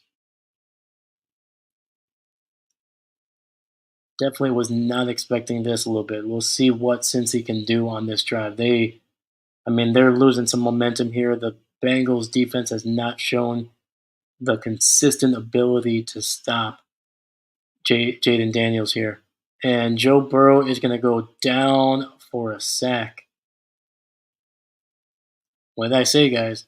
This defense needs to cause turnovers and sacks, something that they haven't been able to do consistently or even at even a relatively moderate uh, rate in the first two games. And so far, they have 2 sacks. That's as many as they had coming into this game. And Joey Burrow, man, he got kind of tackled into a pretzel there for a second. It'll be 2nd and 16. Burrow in the shotgun, tight end in motion. Gets the ball out quickly to Eric All Jr., who is going to get maybe 5 to 6 yards, depending on his forward progress there. And it'll be 3rd and 10, so it was a gain of 6. So with 13:45 in the fourth quarter for the Bills and Jaguars game, the score is 37-10 Buffalo. All right, Bengals on 3rd and 7 plus are have not converted a single third down longer than 7 yards until now, because T. Higgins was just able to do a great little inside route coming across the field, moving to his left across the field.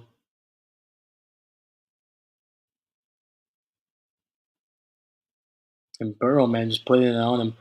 Burrow's passes, I don't know. I feel like he's always thrown a nice tight spiral before, but his balls, his throws, this game, man, they've been a little wobbly.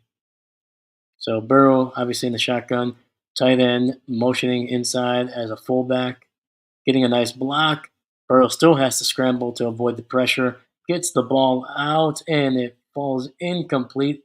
It was just unfortunately behind the receiver, and Burrow yelling at his receiver saying, "Settle, settle in the zone, man. What are you doing? Give me an easy target."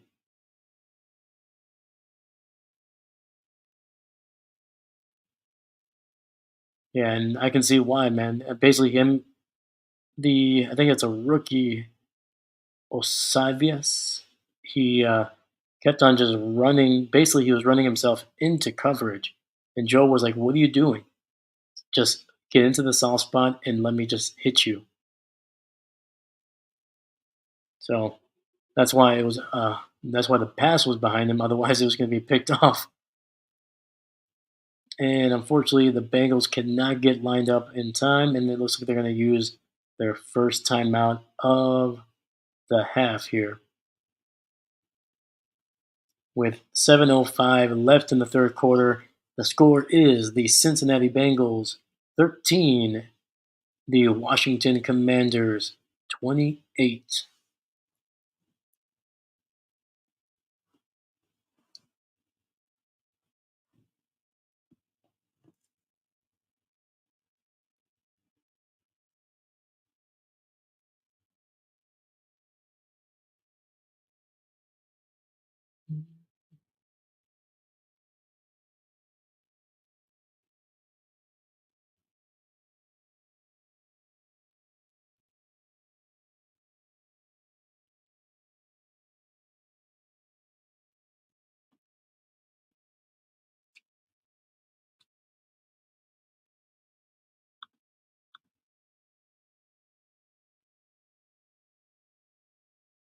All right, so we got Jayden Daniels, 10 of 11, buck 52 through the air, has a passing touchdown, and Austin Eckler, who unfortunately looks like he's going back to the locker room.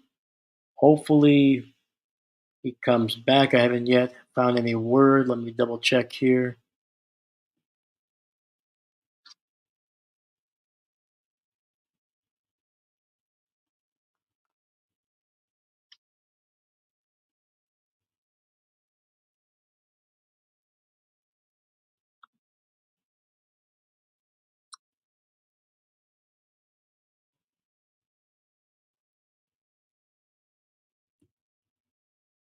Yeah, no news yet on Eckler.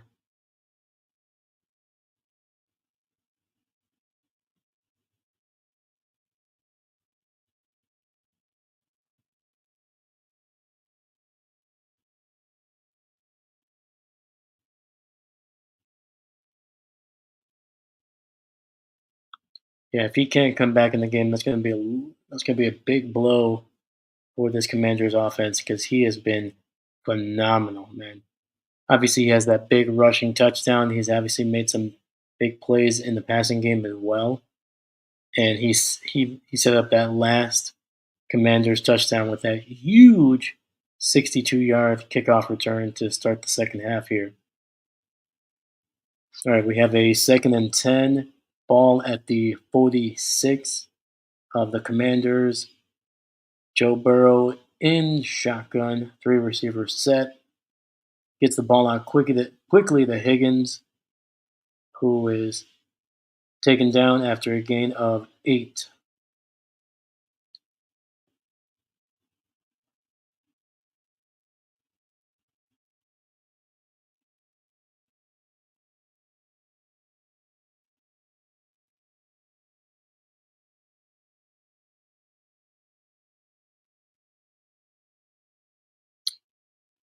It's going to be a third and a very long one.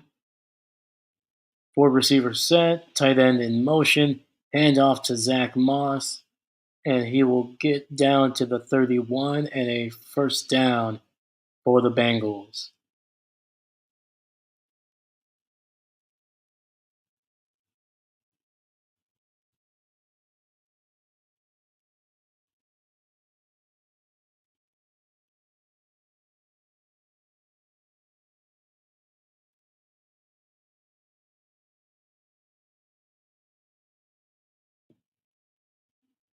And first and 10, Burrow dumps it down to Moss, who makes a man miss and will get about exactly 10 yards and a first down.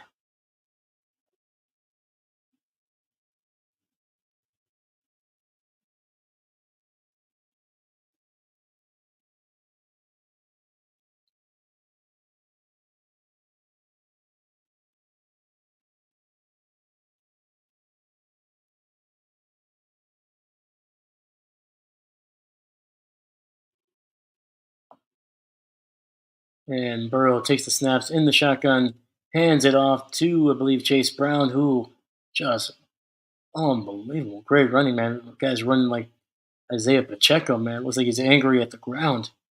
Great speed, gets a nice block, and then was able to just get to the corner, gets a first down, gain of about 11 or 12 on the play. And Cincinnati is driving. They're going to be inside the 10-yard line.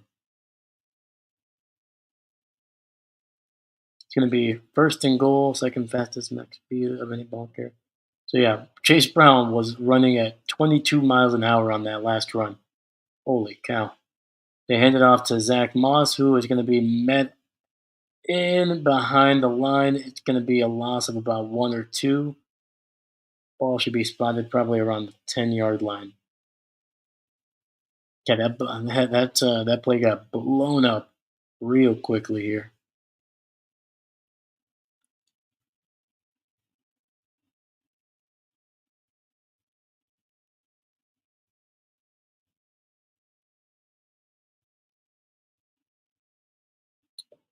Second and goal, ball just inside the 10.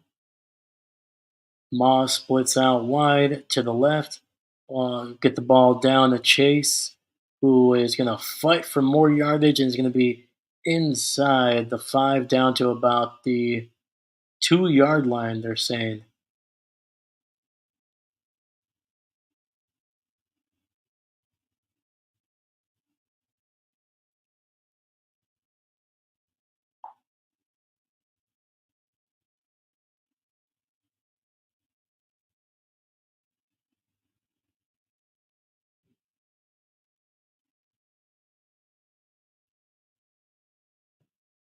It'll be third and goal at the 2. They have Moss And it looks like the Commanders are going to use their first timeout of the game. Is that Al Harris? I'm just looking at the sideline here. I feel like no, never mind.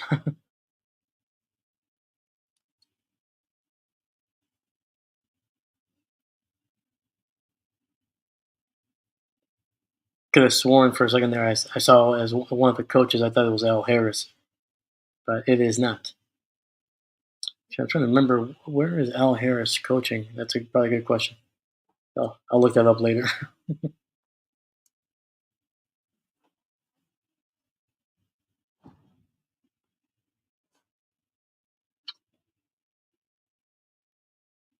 All right, Bengals are in the shotgun chase by himself to the left, three receiver bunch to the right, and he finds T. Higgins in the back of the end zone, but I think he's going to be out of bounds.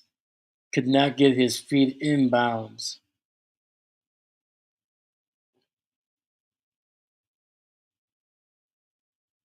Yeah, the ball was a little, not only a little high, but also behind him, and Chase just had to adjust to it, and because of that, was not able to keep his feet in bounds. So it'll be fourth and goal here. They're not taking the points.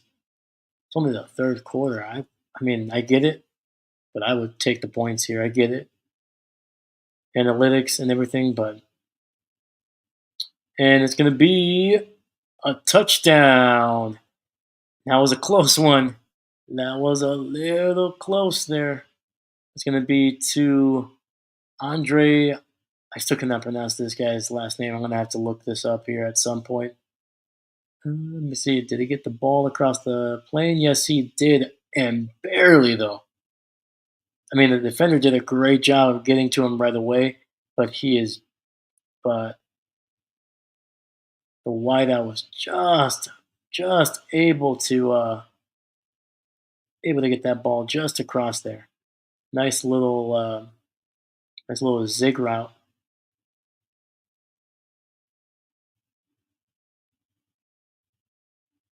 I think the next time, once he catches that ball, just fall immediately backwards. Don't try to stand on your feet. Just fall straight back. Even if you get tackled, you're guaranteed to fall into the end zone. So, granted, Burrow threw that ball a little high, so you had to kind of go up and get it. But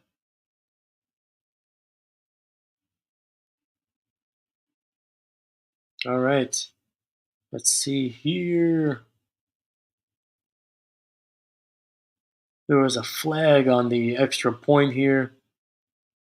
They're gonna re-attempt it.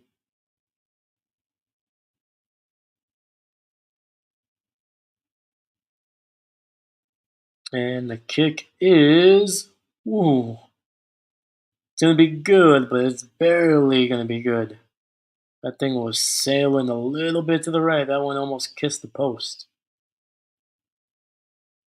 All right, so with 3:03 left in the third quarter, it is the Bengals 20, the Commanders 28. I mean, we got ourselves a game, everybody. And that Buffalo game has about 10 minutes, a little under 10 minutes left. It's still 37-10. I kind of want to actually see if Josh Allen is still playing this game. I would be surprised, at least by the way the score has been going down. And yeah, Josh Allen is the only quarterback so far that has any statistics. So they must be just running a pretty soft game. Yeah, because he has not been sacked. He has not been picked. He's barely thrown the ball. I think he's only thrown the ball two more times in this half. Because he already had 28 passes at the halftime. He only has 30 now. And they have not run the ball a whole lot either in this half. So,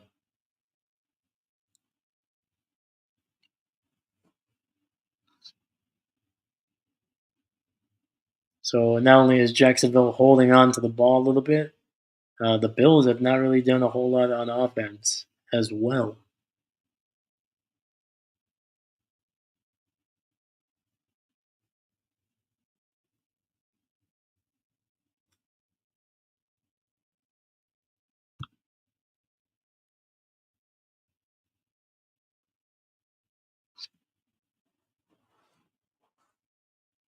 So what do you guys think here? Do you think the Commanders are going to just drive down the field again and basically almost put this game away? Because I think I'm trying to see here. I think if they can get 10 more points, 10 more points, and I think no matter what, just the way that the defense has played, and I mean the Bengals have had to drive down the field. They have not just been able to, dump the ball when however they want. It's not like that first drive. It has been slow, methodical, and I think it has to do with a lot of what the Commanders have been doing on defense.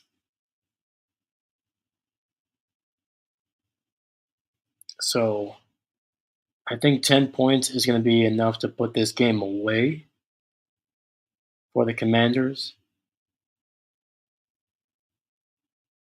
I don't, I just don't see the Bengals being able to continue to put up points in bunches if the Commanders just keep on driving the ball the way they have on offense.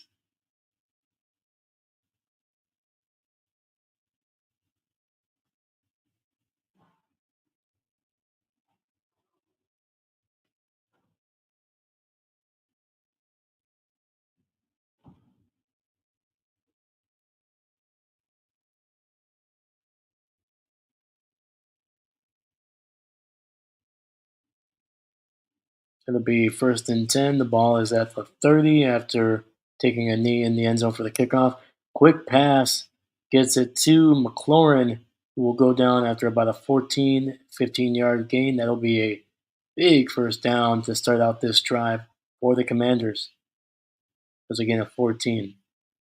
Ball is already at the 44-yard line.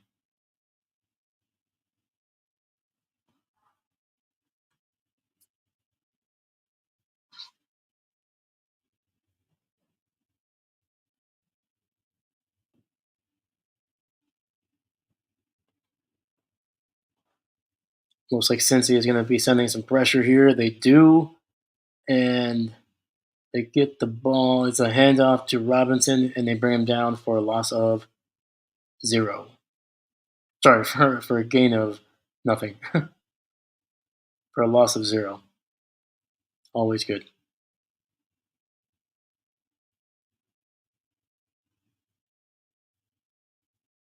Second and 10, ball at the 44. Jayden in the pistol. Looks like a two tight end set.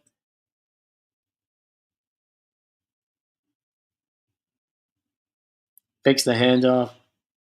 Looking down the field, and I think he got it to his tight end, Zach Ertz, who's going to gain about 9 yards on the play. And no huddle, trying to keep this Bengals defense on the field here. Quick running play. It's the option, and Jaden's going to keep it and slide after getting the first down. Smart play, great play, made a man miss in the backfield. Yeah, option play, kept the ball, made a man miss, and made number 58 miss in the backfield, got the first down, and then just slid. Smart guy, didn't take a hit, didn't need to. Keep the ball, keep yourself healthy. Three receivers to the right there. Shotgun, handoff, and there's going to be a gain of 1 on the play.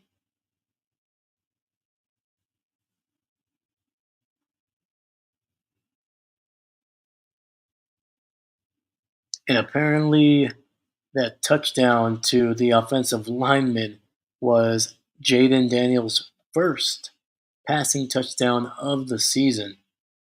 Oh, sorry, of his career, not just the season. First passing touchdown of his career. That's gotta be that would have to be one of my favorite touchdowns of all time. First one of your career, and it's to an offensive lineman. Awesome. Put him in the Hall of Fame already. I can already tell you, this guy's thrown 300 touchdowns in his career. I love it. Dude, that big man dance, dude, that was just perfect. That's a big man dance 100% out of the way. Can't beat a dance like that. Anyway, that is the end of the third quarter. We're going to be heading into the fourth quarter with the score. The Cincinnati Bengals at home, 20. The visiting Washington Commanders, 28. So let's look at the stats after three quarters. We have Jayden Daniels, 12 of 13, a buck 75, and his first career passing touchdown. He's only been sacked once for 1 yard, no interceptions. Austin Eckler has 3 carries for 35 yards. He is the Commanders' leading rusher so far. We have Brian Robinson with 12 carries for 23 yards, so not having a very good game. Unfortunately, less than 2 yards per carry. Jayden Daniels has been able to rush for 29 yards on 3 rushes.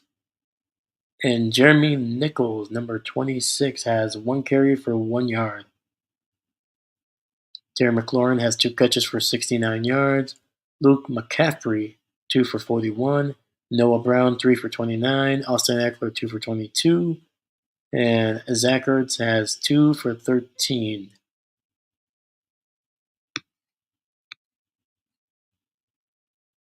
Commanders have 2 sacks of Joe Burrow, 3 batted passes, no turnovers as of yet. Looking at Cincinnati, we have Joe Burrow, 27 of 20, 208, 2 touchdowns, 0 interceptions. Has been sacked obviously twice for 12 yards. Let's see here. Apparently, we missed a play during the intermission here.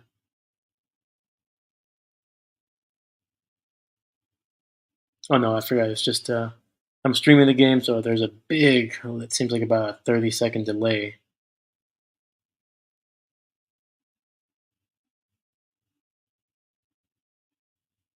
So 2nd and 9, ball at the 41. Daniels under center, tight end in motion. Fakes the handoff, looking down the field, has time, scrambling, ready. He's going to run and going to get taken down after a gain of about 5. So it should be 3rd and about 4 on the play. And Austin Eckler is going to be ruled out because of a concussion here.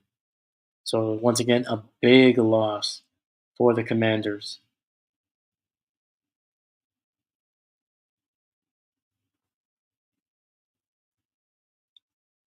So empty set, 3 receivers to the left, 2 to the right. Get the ball out quickly, and it's going to be Luke McCaffrey. It's going to be close to a first down. It's going to depend on where they mark him with his. I think he's going to be just short, though. It looks like he's about a yard, maybe half a yard short.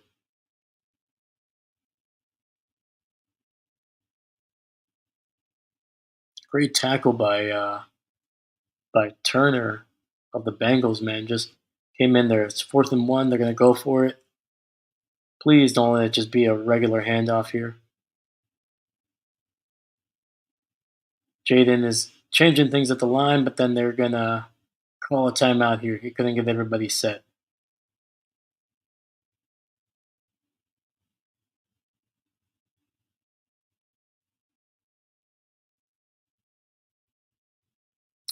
I mean, the ball is, let's see where the ball is spotted.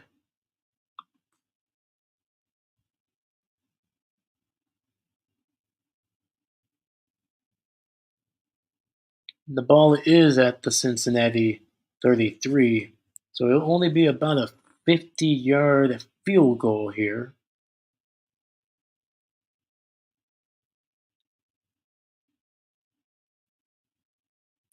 I mean, if you kick the field goal, you make it a two-possession game, making it 11 points.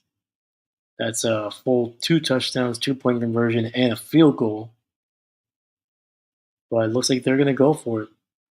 So three receivers to the left, tight end in motion, and they're going to hand it off to Robinson. No, Jayden keeps it, and he will get the first down. He is down at the 30. Nice, man. He was met basically just at the line of scrimmage, but was able to muscle his way through.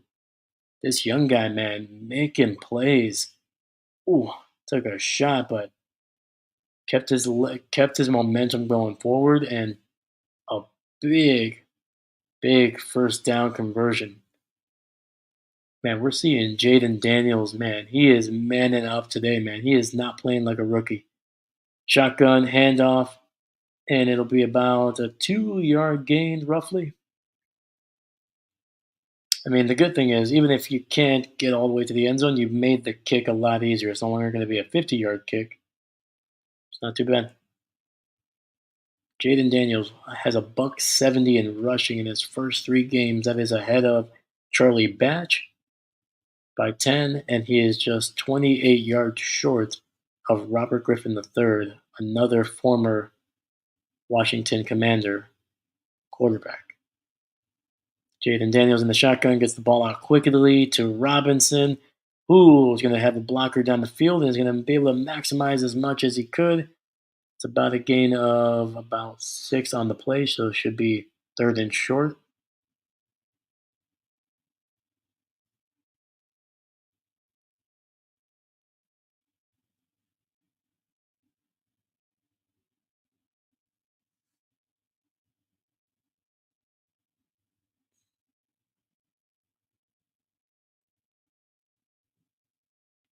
Saying third and 5, I could have sworn he got a lot closer than that, but third and 5, Cincinnati's looking like they're bringing in pressure here. Yep, they send 6. Jayden just throws it up to Terry, but it's not going to stay inbounds too far to the sidelines there. It's all right. Oh man, did he have other options besides Terry? I think he did, man. I think he had some options down the field. And granted, he's been very good against the blitz tonight. So there's going to be a 42-yard field goal attempt. Again, if they make it, it's a two-possession game.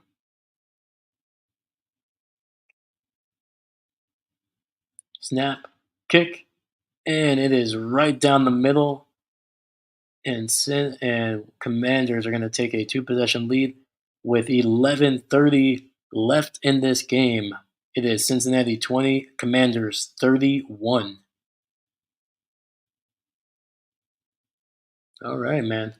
Well, gotta give Cincinnati credit, man. They held them to a field goal, so they're giving themselves a chance here.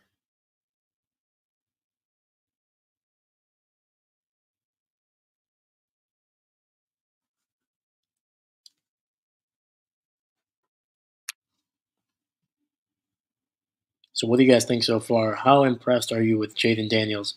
I mean, again, he's not, blowing it up here, but has been efficient throughout this game, man. He has protected the ball. He's been smart when he needs to scramble. He's been making plays out of the pocket. His accuracy has been basically spot on. 14 of 16, a buck 82, touchdown. Obviously, he's also rushed for 38 yards. He is now the team's leading rusher. He just surpassed Austin Eckler on that last run.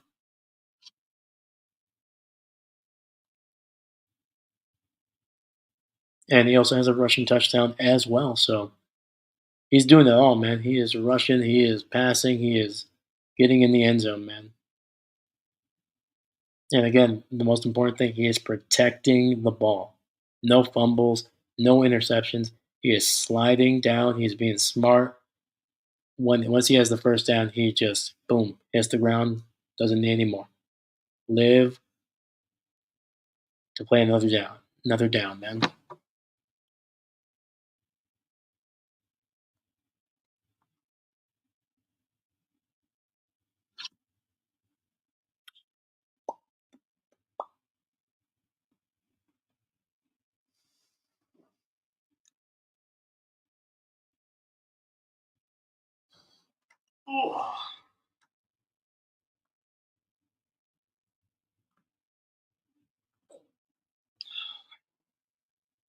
Tell you, man, these late games, man, they're killing me a little bit. But when the games are this exciting, man, it keeps you awake, man. It keeps you awake.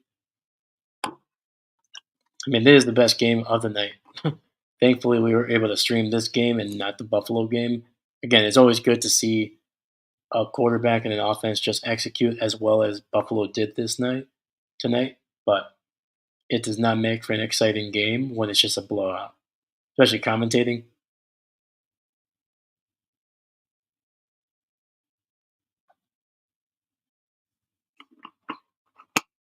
Kick will be returned by Cincinnati, and he is going to be stopped. Oh no, he keeps on going. He squirted out. I don't think he was going to be stopped at the 25, but he takes it all the way down to about in and around the 30-yard line.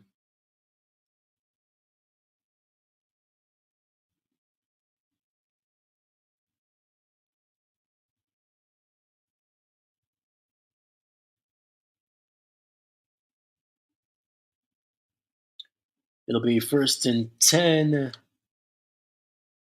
Fullback and running back in the backfield. Hand it off to Moss, who gets around the corner and is going to be able to get about 6 yards on the play.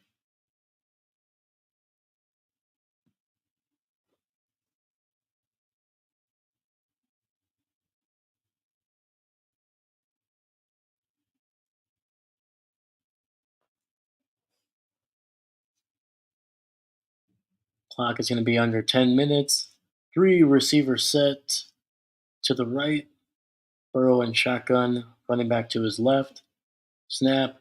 Burrow stays in the pocket, finds his man, finds his tight end in the center of the field. Nice, nice 7-yard gain. It'll be a Bengals first down. Cincy is no huddle here. Shotgun, ball, snap, ball out quickly to who is that? That's going to be to the second year man, number 80 there. All right, I'm going to have to look up his name, how to pronounce it here. Give me 1 second. Snap, ball is out to number 88 there. Holy cow. And that is going to be to Gasecki, who gets a first down for the Bengals here. All right, the Bengals, man, they're finding space, man. Commanders are doing a little bit of a softer zone coverage here. I'm not sure that's the way to go. Like they're way off the line here. They're giving these guys like 8 or 9 yards. And Burrow finds Jamar Chase. Beautiful ball. Drops it inside the bucket. That is a touchdown for Cincinnati. 31-yard touchdown from Burrow to Chase. Woo. Okay, the Bengals finally woke up here. And of course, my mistake was I was telling him they got to get out of the zone. They got to play more man. Well, they played man and they got burned. Ooh, there was not a whole lot of separation there, but Burrow just dropped it in a bucket for Chase. That was beautiful, perfectly in stride. Great pass. That was a beautiful pass. They're going for two here. Burrow scrambling, has to get the ball out, and he gets it nearly to Higgins, but the ball is smacked away by number 11. That is going to be Chin on the pass breakup. That is Jeremy Chin, one of my favorite names. Ooh, yeah, that should have been pass interference. Yeah, he. Let's just say Jeremy Chin got there a little early. He dove, he grabbed Higgins' hand, so Higgins literally was not able to use that hand. And on top of that, Jeremy Chin was already dragging him down even before the ball got there. So the refs missed a big one on that one. That's a back-to-back nights, man. Last night there was a big no call in the end zone on fourth down, and now you have it here again. Granted, this was a 2-point conversion, but still, at the very least, Cincinnati should be having another shot at it with an extra yard closer. So these refs, man, they're just not either they're letting them play or they're just. I mean, granted, there hasn't been a whole lot of penalties actually in this game. So obviously, to me, that's still by the letter of the law. That's like pass interference. You held one of his hands completely, not able to even move it up. But I don't know. There hasn't been a whole lot of penalties. I think the refs are letting them play a little bit here. So the way I look at it, as long as they're consistent, just play. Outside of being something egregious, I would say just let them play, man. Gotta get those hands up early.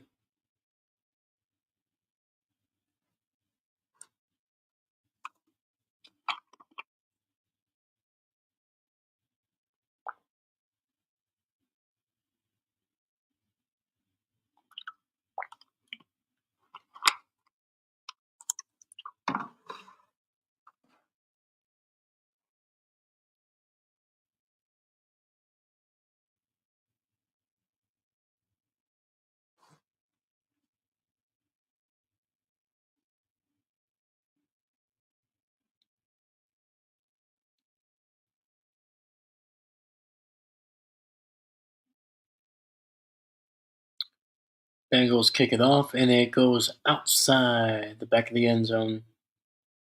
Commanders will start with the ball at the 30.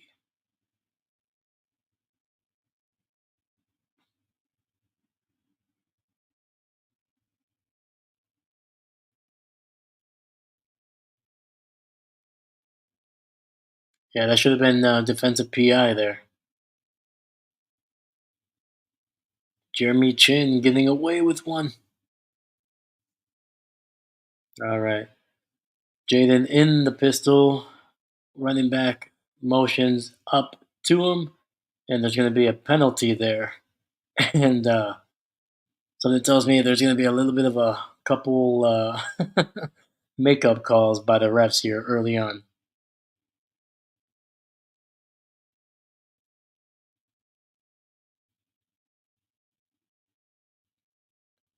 So that'll be a penalty on the Commanders. So it'll be 1st and 15.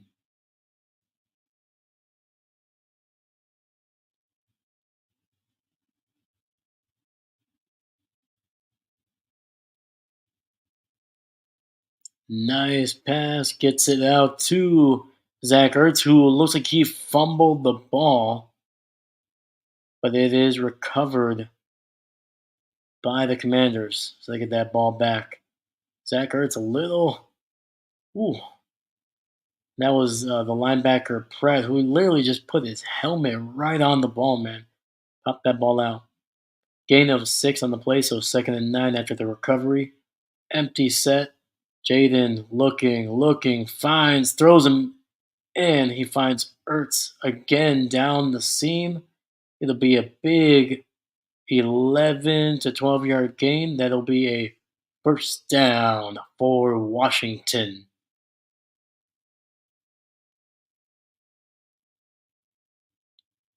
The ball is going to be at the 43, first and 10.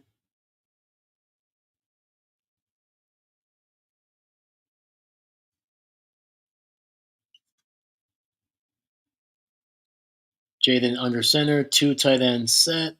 Hands the ball off to Robinson, who will get to. Looks like the spot is just going to be just shy of the 49.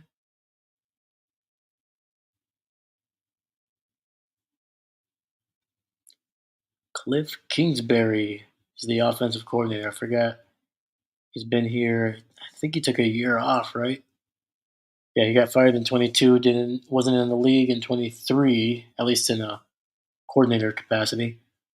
Fullback in motion, fakes the handoff to Robinson, and Jayden Daniels is gonna get past Wilson, but he's gonna be swung out of bounds after a gain of about two. The Commanders have zero turnovers this season.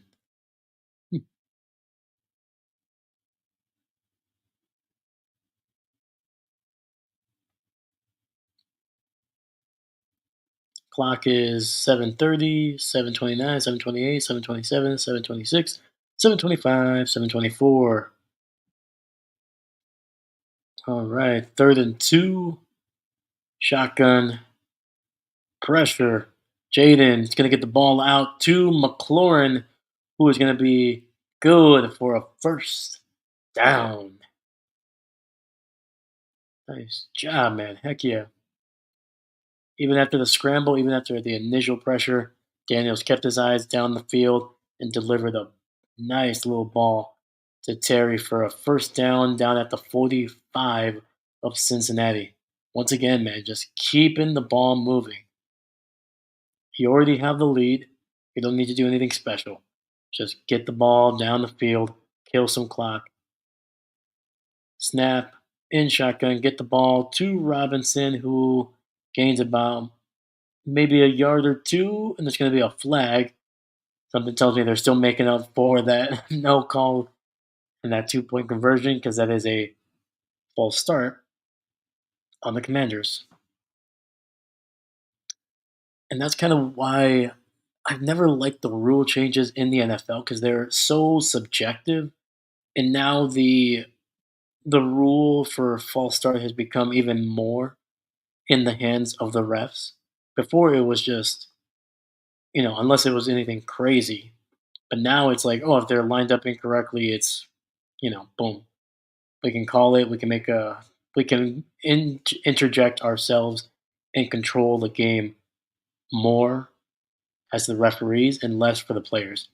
And snap and immediately pressured. There's an ugly pocket, and he is going to go down. Jayden Daniels gets taken down by, was that Hendricks there? Yeah, Hendricks, man, just absolutely obliterated two offensive linemen to get to Jayden Daniels. There's going to be a first and, no, that's not first and 15, second and 21. Empty set,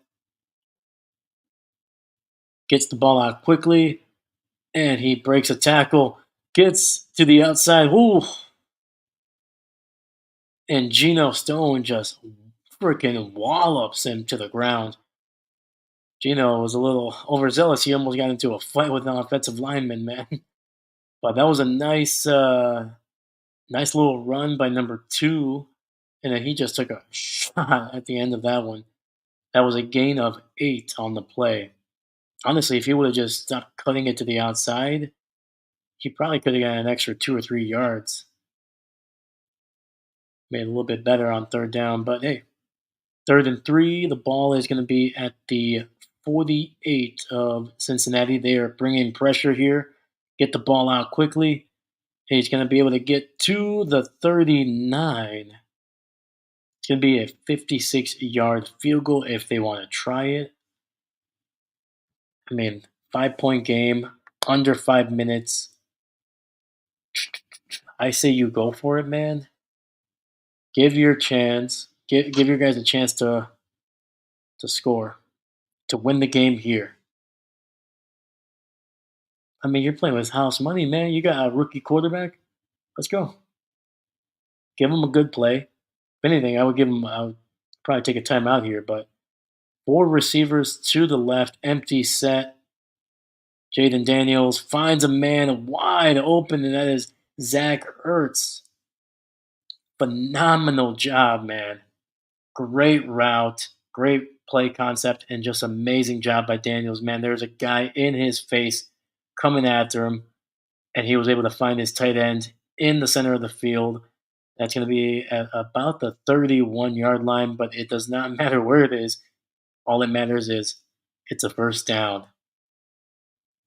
Clock is under 4 minutes here. Zach Ertz on this tonight. 5 targets, 5 catches, 40 yards. Jaden in the pistol hands it off to Robinson, who is going to be met after only about a gain of 1. Cincinnati, man, they're starting to get better at stopping this run.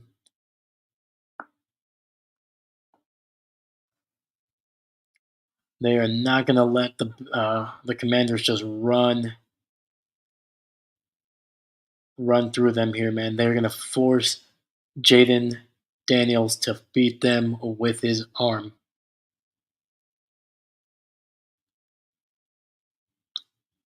And to be fair to Daniels, he is right now he's proven that he can beat them with his arm. 2nd and 9, another handoff to Robinson, who gets maybe 2 yards on the play. I mean, I get it. You're trying to keep the clock rolling. It's not wrong, but man, I would expect a little bit of like a something to the wideouts. Something quick that it's going to be completed. That way, the clock still rolls, but you have the opportunity for a bigger gain. Because right now, Cincinnati they are playing the run, and everybody is manned up. There's some tight coverage here, and it's going to be a timeout for the Commanders, and that's going to be their final timeout of the game. It's going to be 2:15 left in this game with a big 3rd and 7 to convert. Obviously, Cincinnati has. Let me see here. I thought they actually had all 3 timeouts. They only have 2, so they can stop the clock twice here. So even if the Commanders get a first down, it's not the end of the game, but it's going to be relatively close here.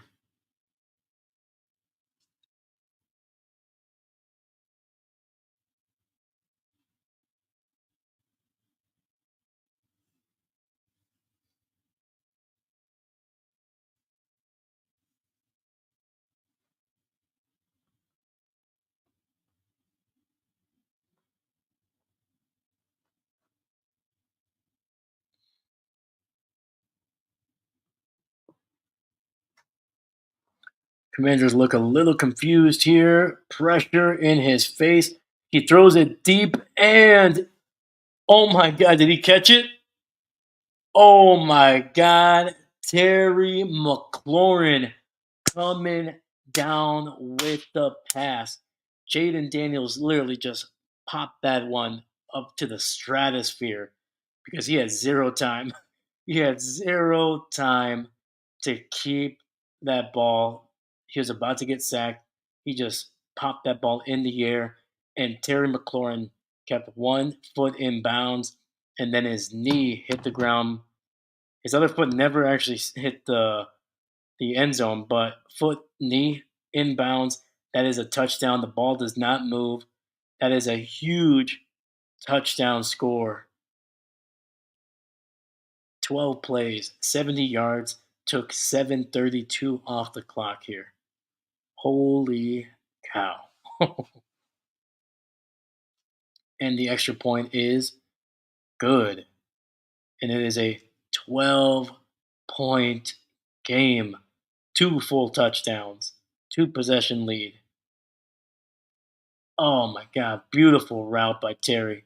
Nice little quick stop and go, and just created just enough space to get past the defender there, and that's all he needed, man. Perfect. Perfect throw, perfect route, perfect catch, and it's been a perfect night for the Commanders and Jayden Daniels. Like I said in the description that I wrote just before the game, I mean just minutes before the game, I said, does Jayden Daniels needs to take off? He needs to show that he can throw in this league. In the first two games, he showed that he can manage a game. He can even rush for quite a bit of yards. Wait, tonight to beat Joe Burrow and this Bengals team that is literally has their backs against the wall. They're 0-2. They believe that their season is slowly slipping away, especially in this division that has the Steelers that are 3-0. And this division always is going to cannibalize itself. You're always going to have one or two losses in the division. So you need to be able to win your non-division games to be able to stay in the hunt. And even with all that, Jayden Daniels tonight has proven that he can throw in this league. He can run. He can command an offense. And damn, dude, he is having himself a freaking night. I love it, man. Hell yeah. Hell yeah. I know that was dramatic, but man, I'm freaking jazzed. I am jazzed for this game, dude. It's been exciting. This has probably been the best Monday night game, and last week was good. Kirk Cousins coming back, that was an exciting game. But dang, dude, this has just been an exciting game from the beginning all the way to the end. I love it. Anyway, um, so there's 2:10 left. So the Bengals have two timeouts. They'll have the 2-minute warning. I'll be very interested to see if the Washington tries to waste more time by kicking it short, forcing them to return it, killing a little bit more seconds. But obviously, there's the risk of it being returned. Or do you kick it out of the back of the end zone? And it's going to be a short kick. But the Bengals, despite getting it literally just a yard in the end zone, they're going to kneel it, going to save the time, and they're going to get the ball at the 30. Man, Terry McLaurin, he is jacked up on the sidelines, man. This guy's been yelling. He's been yelling for the last like 4 minutes. But anyway, let's look up some Jayden Daniels stats because I don't think we're going to see him again outside of a couple kneel downs if they do. All right, Burrow gets the ball out quickly to his tight end, who rumbles through for 12 yards and a first down. Jayden Daniels, if this is the end of his throwing for tonight, he'll be 21 of 23. 21 of 23. 254, two touchdowns, zero interceptions. He's been amazing against the blitz tonight. Like it seems like every single time Cincinnati has sent a blitz, he's been able to find a way to get the ball out and complete it. By the way, it's not like he's just chucking it to the side of the end zone. He only has two incomplete passes tonight, man. There's a 2-minute warning here, so you're not missing anything. He's also rushed for 40 yards and a rushing touchdown. Let me see here. Terry McLaurin with that last catch, four catches, a, a 100-yard receiving game, as well as a touchdown.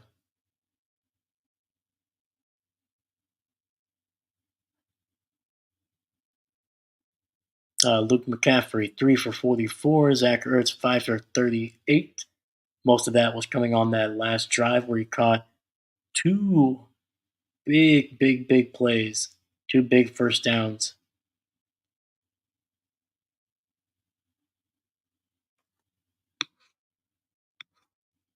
You see here, defense, nothing too crazy. Still the two sacks, three passes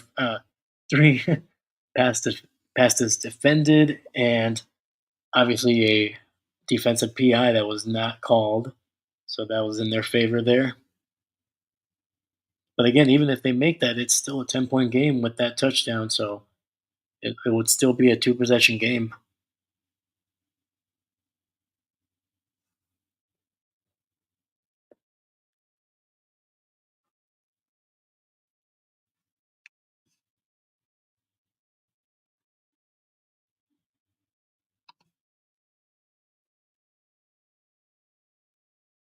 Still on commercial break here, but yeah, what do you guys think of this game? This game has been wild. It's been crazy. Um, but it's to me, it's been the best Monday night game so far this season, and there's been very little controversy. That's the great thing about it. There's been a few, obviously there was the missed PI and a 2-point conversion, but outside of that, man, it's been a relatively clean game. There was obviously the penalties on that Commanders drive early on, but I think that those were makeup calls for Cincy, and they ended up not helping at all. And he gets it to his running back Zach Moss in the passing game, and it's going to be about another 12-yard gain. This time they are on the 46 of the Commanders. Clock is rolling under a buck 35 left in the game. Since he still has both timeouts, they dump it down to Zach Moss, who looks like he is down at the line of scrimmage. Clock continues to roll. For some reason, Zach Moss was just running away instead of just trying to get back to the line of scrimmage. Killed a couple seconds there.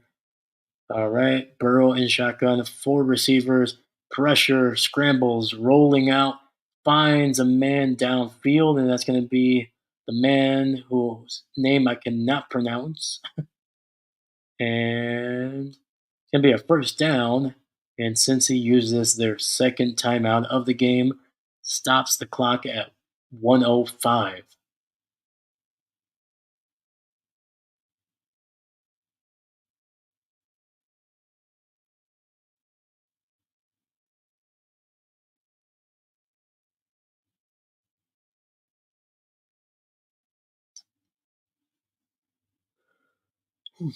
And it's going to be a commercial break here. So Joe Burrow tonight, he's been solid, man. He has been more than solid, actually. He's been damn good. He is 28 of 35, 311 on the day, averaging nearly 9 yards per throw, 3 touchdowns, no picks. He's been, he's been what he's been the last couple of years is basically a top five quarterback. But unfortunately, the defense of Cincinnati has not shown up tonight. Cincinnati has given up. Let me see here, given up over 109 rushing yards, so not as much as they've given up in the last couple of games. So definitely an improvement, but they've unfortunately given up over 250 passing yards. So basically, the yards that they shaved off in their running game, they've given up to the passing game significantly more. So far, Jayden Daniels has. Let me see. Let me double check before I make this statement. So if Jayden Daniels is able to get 18 more yards, he will have has had as many passing yards in this game alone against the Bengals that they gave up in the first 2 weeks. They gave up 272 in the first 2 weeks. They've given up 254 to Jayden Daniels tonight.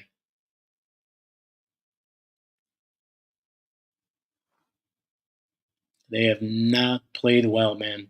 This Cincinnati defense is struggling early on, and it is costing the Bengals. And the Bengals actually finally got going in the run game. In their previous games, they rushed for 70 yards against the Patriots in Week 1, 74 last week against Cincinnati. Sorry, against Kansas City. But tonight, 19 carries, 123 yards. So pretty solid, enough to win the game, especially with Joe Burrow's 300 passing yards. Empty set. Joe Burrow drops back, throwing it deep, and he will. Ooh, man, that was a one-handed catch by Higgins, but was it inbounds? And they're saying no. Let's see here. Oh yeah, no. He dragged the back foot, but he could not get that first foot inbounds. Otherwise, it was going to be a beautiful, it would have been an unbelievable catch. Might have been the best catch of the season. Ooh. All right. Great throw by Burrow. Almost an amazing catch by T. Higgins down the sidelines. All right. Pressure. He steps up, gets it to the young man who, again, I cannot pronounce his name. Next time I do a Bengals game, I will know how to pronounce this guy's name. But it was number 80. So able to get him down the sidelines. Was running a nice little out route. Perfect placement on the ball. Got both toes inbounds. Nice little toe tap. First down. And the ball is at the 19, first and 10. Clock is stopped at 53 seconds. Joe Burrow scrambling a little. No. And good defense there. Oh no, they're going to say pass interference. They're throwing a late flag on that. I don't know. That was okay. So they're doing the makeup call here. That should not be PI. He turned around. He turned around. And I mean, the ball was underthrown as well.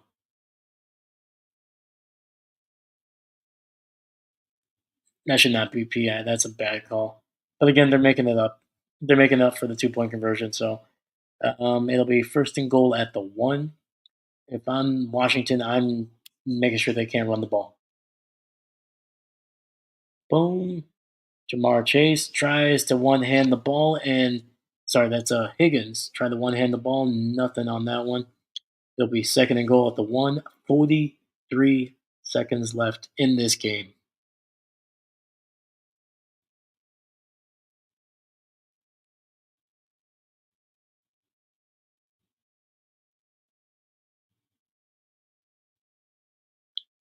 Burrow and shotgun, 3 receivers to the left.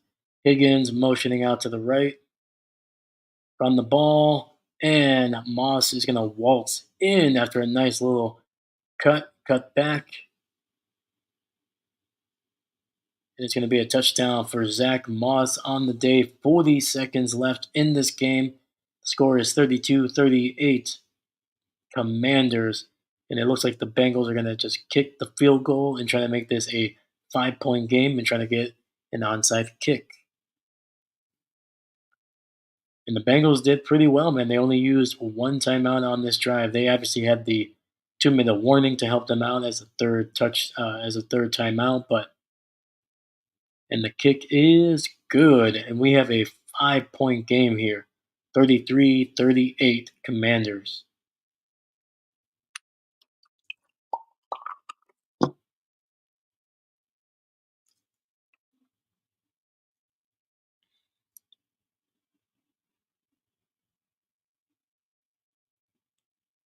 And the points that the Bengals are missing, obviously that 2-point conversion, that no call on the PI, that's 2 points, and the missed kick by McPherson early in the game.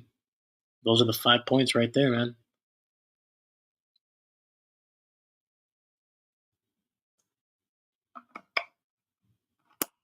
That should just tell you how good Jayden Daniels and this Washington offense has been. So basically, the Bengals would have had to have been perfect just to tie today. Just the points that they actually legitimately had a chance at. A field goal and a 2-point conversion. Those are the only points that are making a difference.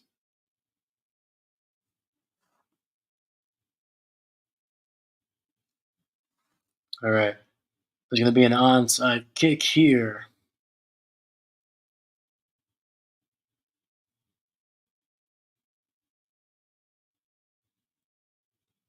40 seconds on the clock. Great high kick, and it is recovered by the Commanders. Amazing job by number 14.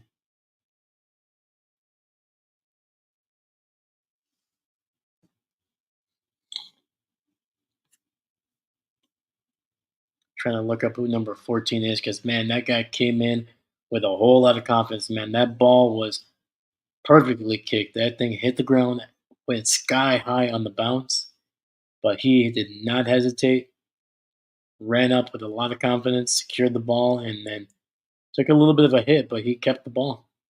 So great work. What the heck is the penalty here? It's like a long explanation. Well, the anyway, apparently it's going to be still going to be the Commanders' ball here. I think they were just saying that since the ball bounced. Anyway, there's only 1 second left off the clock, and Commanders will take a knee. Will Cincy use their final timeout at all? And they will not. And we have the final score here as the clock is rolling down. What a Monday night game, man. Heck yes. First off, it's only 10 o'clock on my local time here. So this game kind of went at a clip. Most of these games usually don't end until about almost like 10:20, 10:30 sometimes. So this was a pretty fast game, man. So anyway, your final score: the Cincinnati Bengals 33, the Washington Commanders 38. Cincy drops to 0-3 on the season, and the Commanders have now won 2 consecutive games. Last week, they did it all with field goals. People were kind of making fun of them. You know, their offense can't get going, this or that. Jayden Daniels is more of a runner than a quarterback. Jayden Daniels tonight, I think he put the league a little bit on notice. I'm not going to say this guy is going to be an all pro his rookie year. I'm not even going to say that he's going to be hitting, 250 every single game. But 21 of 23, just 2 incomplete passes. 253 on the day, averaged 11 yards per attempt, 2 touchdowns, no turnovers, and the guy was able to rush for 39 yards after the kneel down took away 1 yard. I mean, phenomenal. 91%, 91.3%. That is apparently a rookie record from what ESPN just showed. I mean, this kid, he dominated in this game. And Joe Burrow did not have a bad game. Joe Burrow finished with over 320 yards, 3 touchdowns. Joe Burrow was good. Jayden Daniels somehow was even better.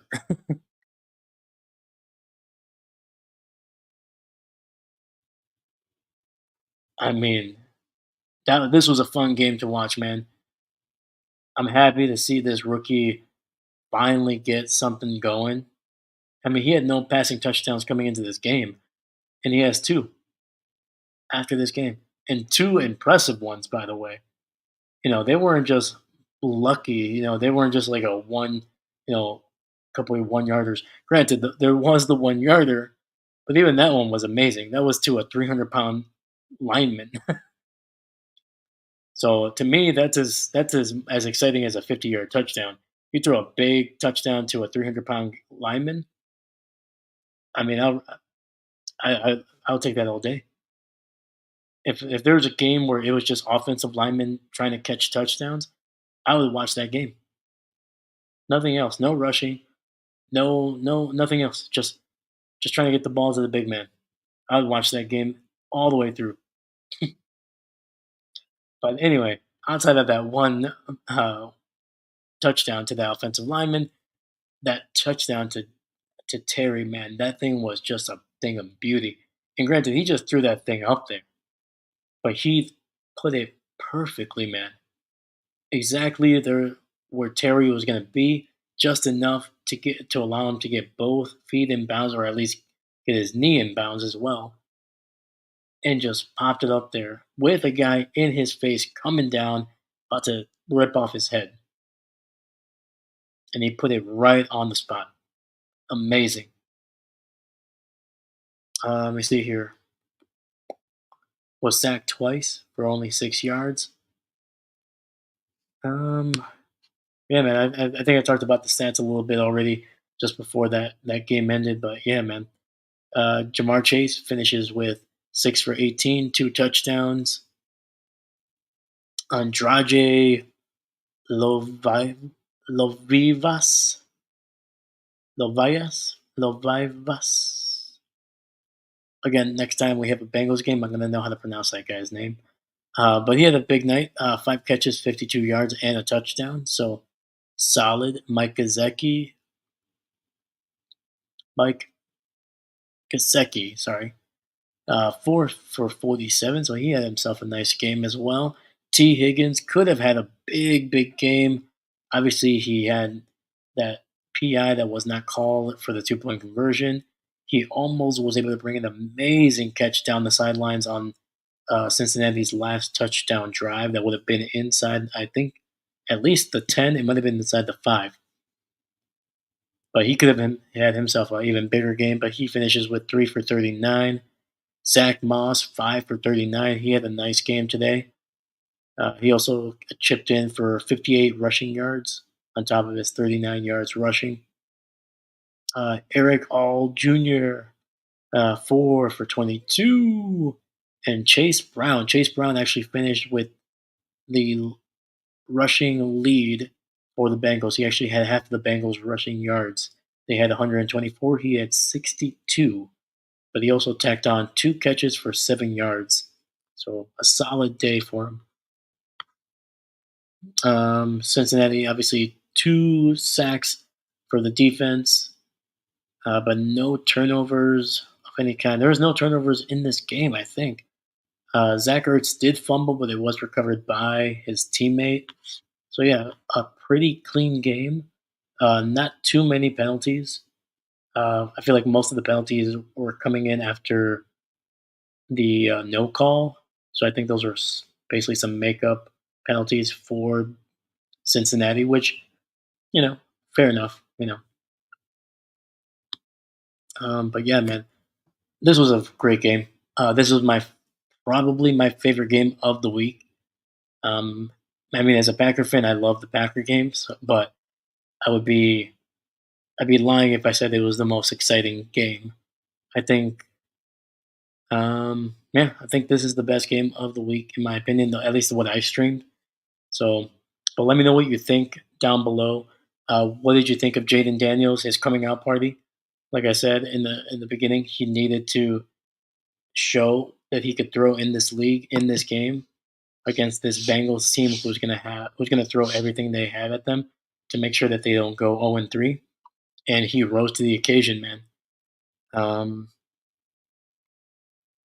Cincinnati still struggling to stop the run. They did a little bit of a better job, but they still gave up almost 110 yards of rushing. So they need to clean that up. Obviously, they need to clean up their. I think that whole defense is just struggling. Seems like the only guy that's consistent is Trey Hendrickson.